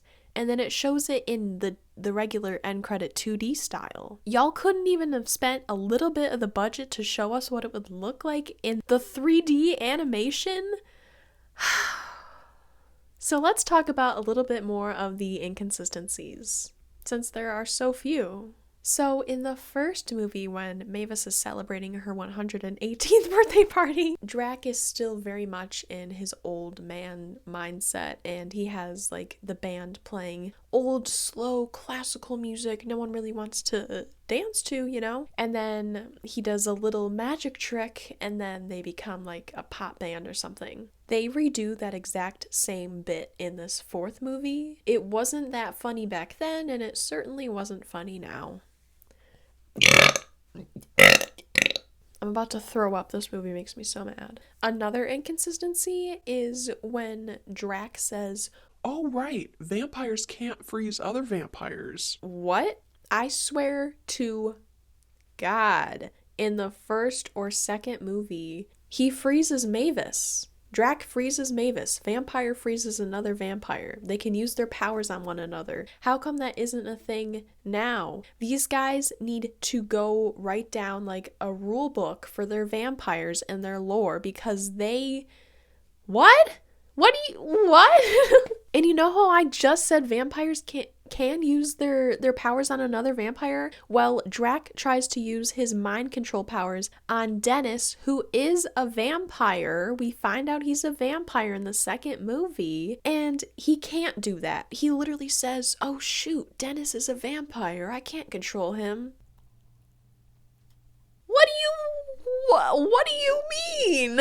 Okay, and even though this movie is an Amazon movie right now, they still were like sponsored by Sony. They still had all their little Sony phone advertisements. I mean, sure, whatever. And I think I said this in the second or something like that, but they are not doing a good job with advertising their phones. Once again, they try to use like the voice helper, whatever it's called, with Sony, and then it doesn't know what he's saying. I think they like drop it in water or something, like barely drop it in water, and then it doesn't work. I'm like, that's such bad advertising. Why are you showing this? And to rank this movie, if it wasn't already obvious, this movie is poo-poo with a dash of caca, and I'll be putting it all the way at the bottom in I just can't get that hour and a half back, because I can't ever. So don't waste an hour and a half of your life watching this unless you want to.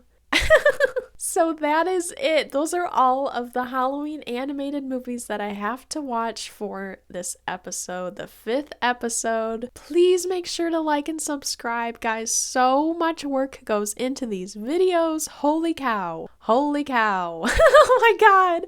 I've been working on this video, like I've been editing it while filming each one. It's been about half a month I'm not even kidding. I will get this out before Halloween, but like, holy cow, please. If you are still here and you haven't liked, you haven't subscribed, do that. I have a question in the pinned comment down below. I'd love for you to answer. Get ready for episode 6. 6. We're doing holiday wintry movies, and if you have any recommendations for that at all, please let me know down below. I am open to any and all religious movies or just wintry movies in general, and I cannot wait. And if you do leave a recommendation and I end up choosing it, you will receive an in-video shout out. So slay! Oh my god, I'm so glad that I'm finally done filming all of this, and now I just need to continue editing these last 4 movies. Hotel Transylvania. Oh my god. Okay, and then I can continue with my next Halloween video. I might only have one more Halloween video in time for Halloween, but I will always continue to do cosplay and lookbooks and makeovers and all that jazz and everything. And yeah, thank you so much for watching. If you stayed until the end, that means so much. So thank you for sticking around. Hopefully this will help me with my watch hours, because holy cow, it doesn't seem that I have been gaining any. So thank you for watching. Okay. Holy cow. I'm just gonna keep blabbing, and I'm so done with this. I'm done. I'm out of here, guys. I'm pooped. I hate this last movie. I'm gonna say goodbye for the 4th time now. Thank you for watching. Like and subscribe. Illy, happy Halloween. Stay safe, stay spooky. I'm in love. I'm in love. I'm in love with the monster. I'm in love with the monster. Hit me. Hit me. Ah! That's what it says at the end of the song. Okay, bye. Hey, hey, oh, why you wearing that to walk out of my life? The very next movie that we will... Hey, hey, oh, even though it's over, you should stay tonight, yeah. Ooh, it's tomorrow, you won't be mine. Won't you give it to me one last time?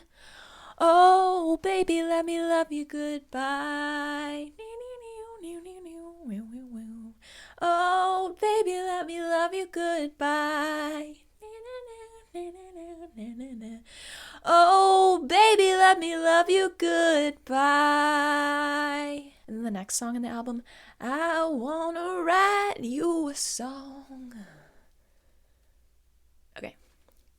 So for the I the camera ain't over there. Whoop. My witch finger. My witch finger matches my own witch fingers. Throwback to when Juno Birch said that I had witch fingers. Gluing her brows down. What on earth is that? Is that a bowl? Is that a plate? It is a mushroom bowl, and there is a little witch finger hanging over the edge. Oh, Olive, my baby. Wait, splat. Olive. Oh, she giving me side eye. I love you. I love you. Hi, I'm Tiny. No. Hi, my name's Tiny. Nobody cares. The Secret Life of Pets 2. Name a more iconic duo than a twink.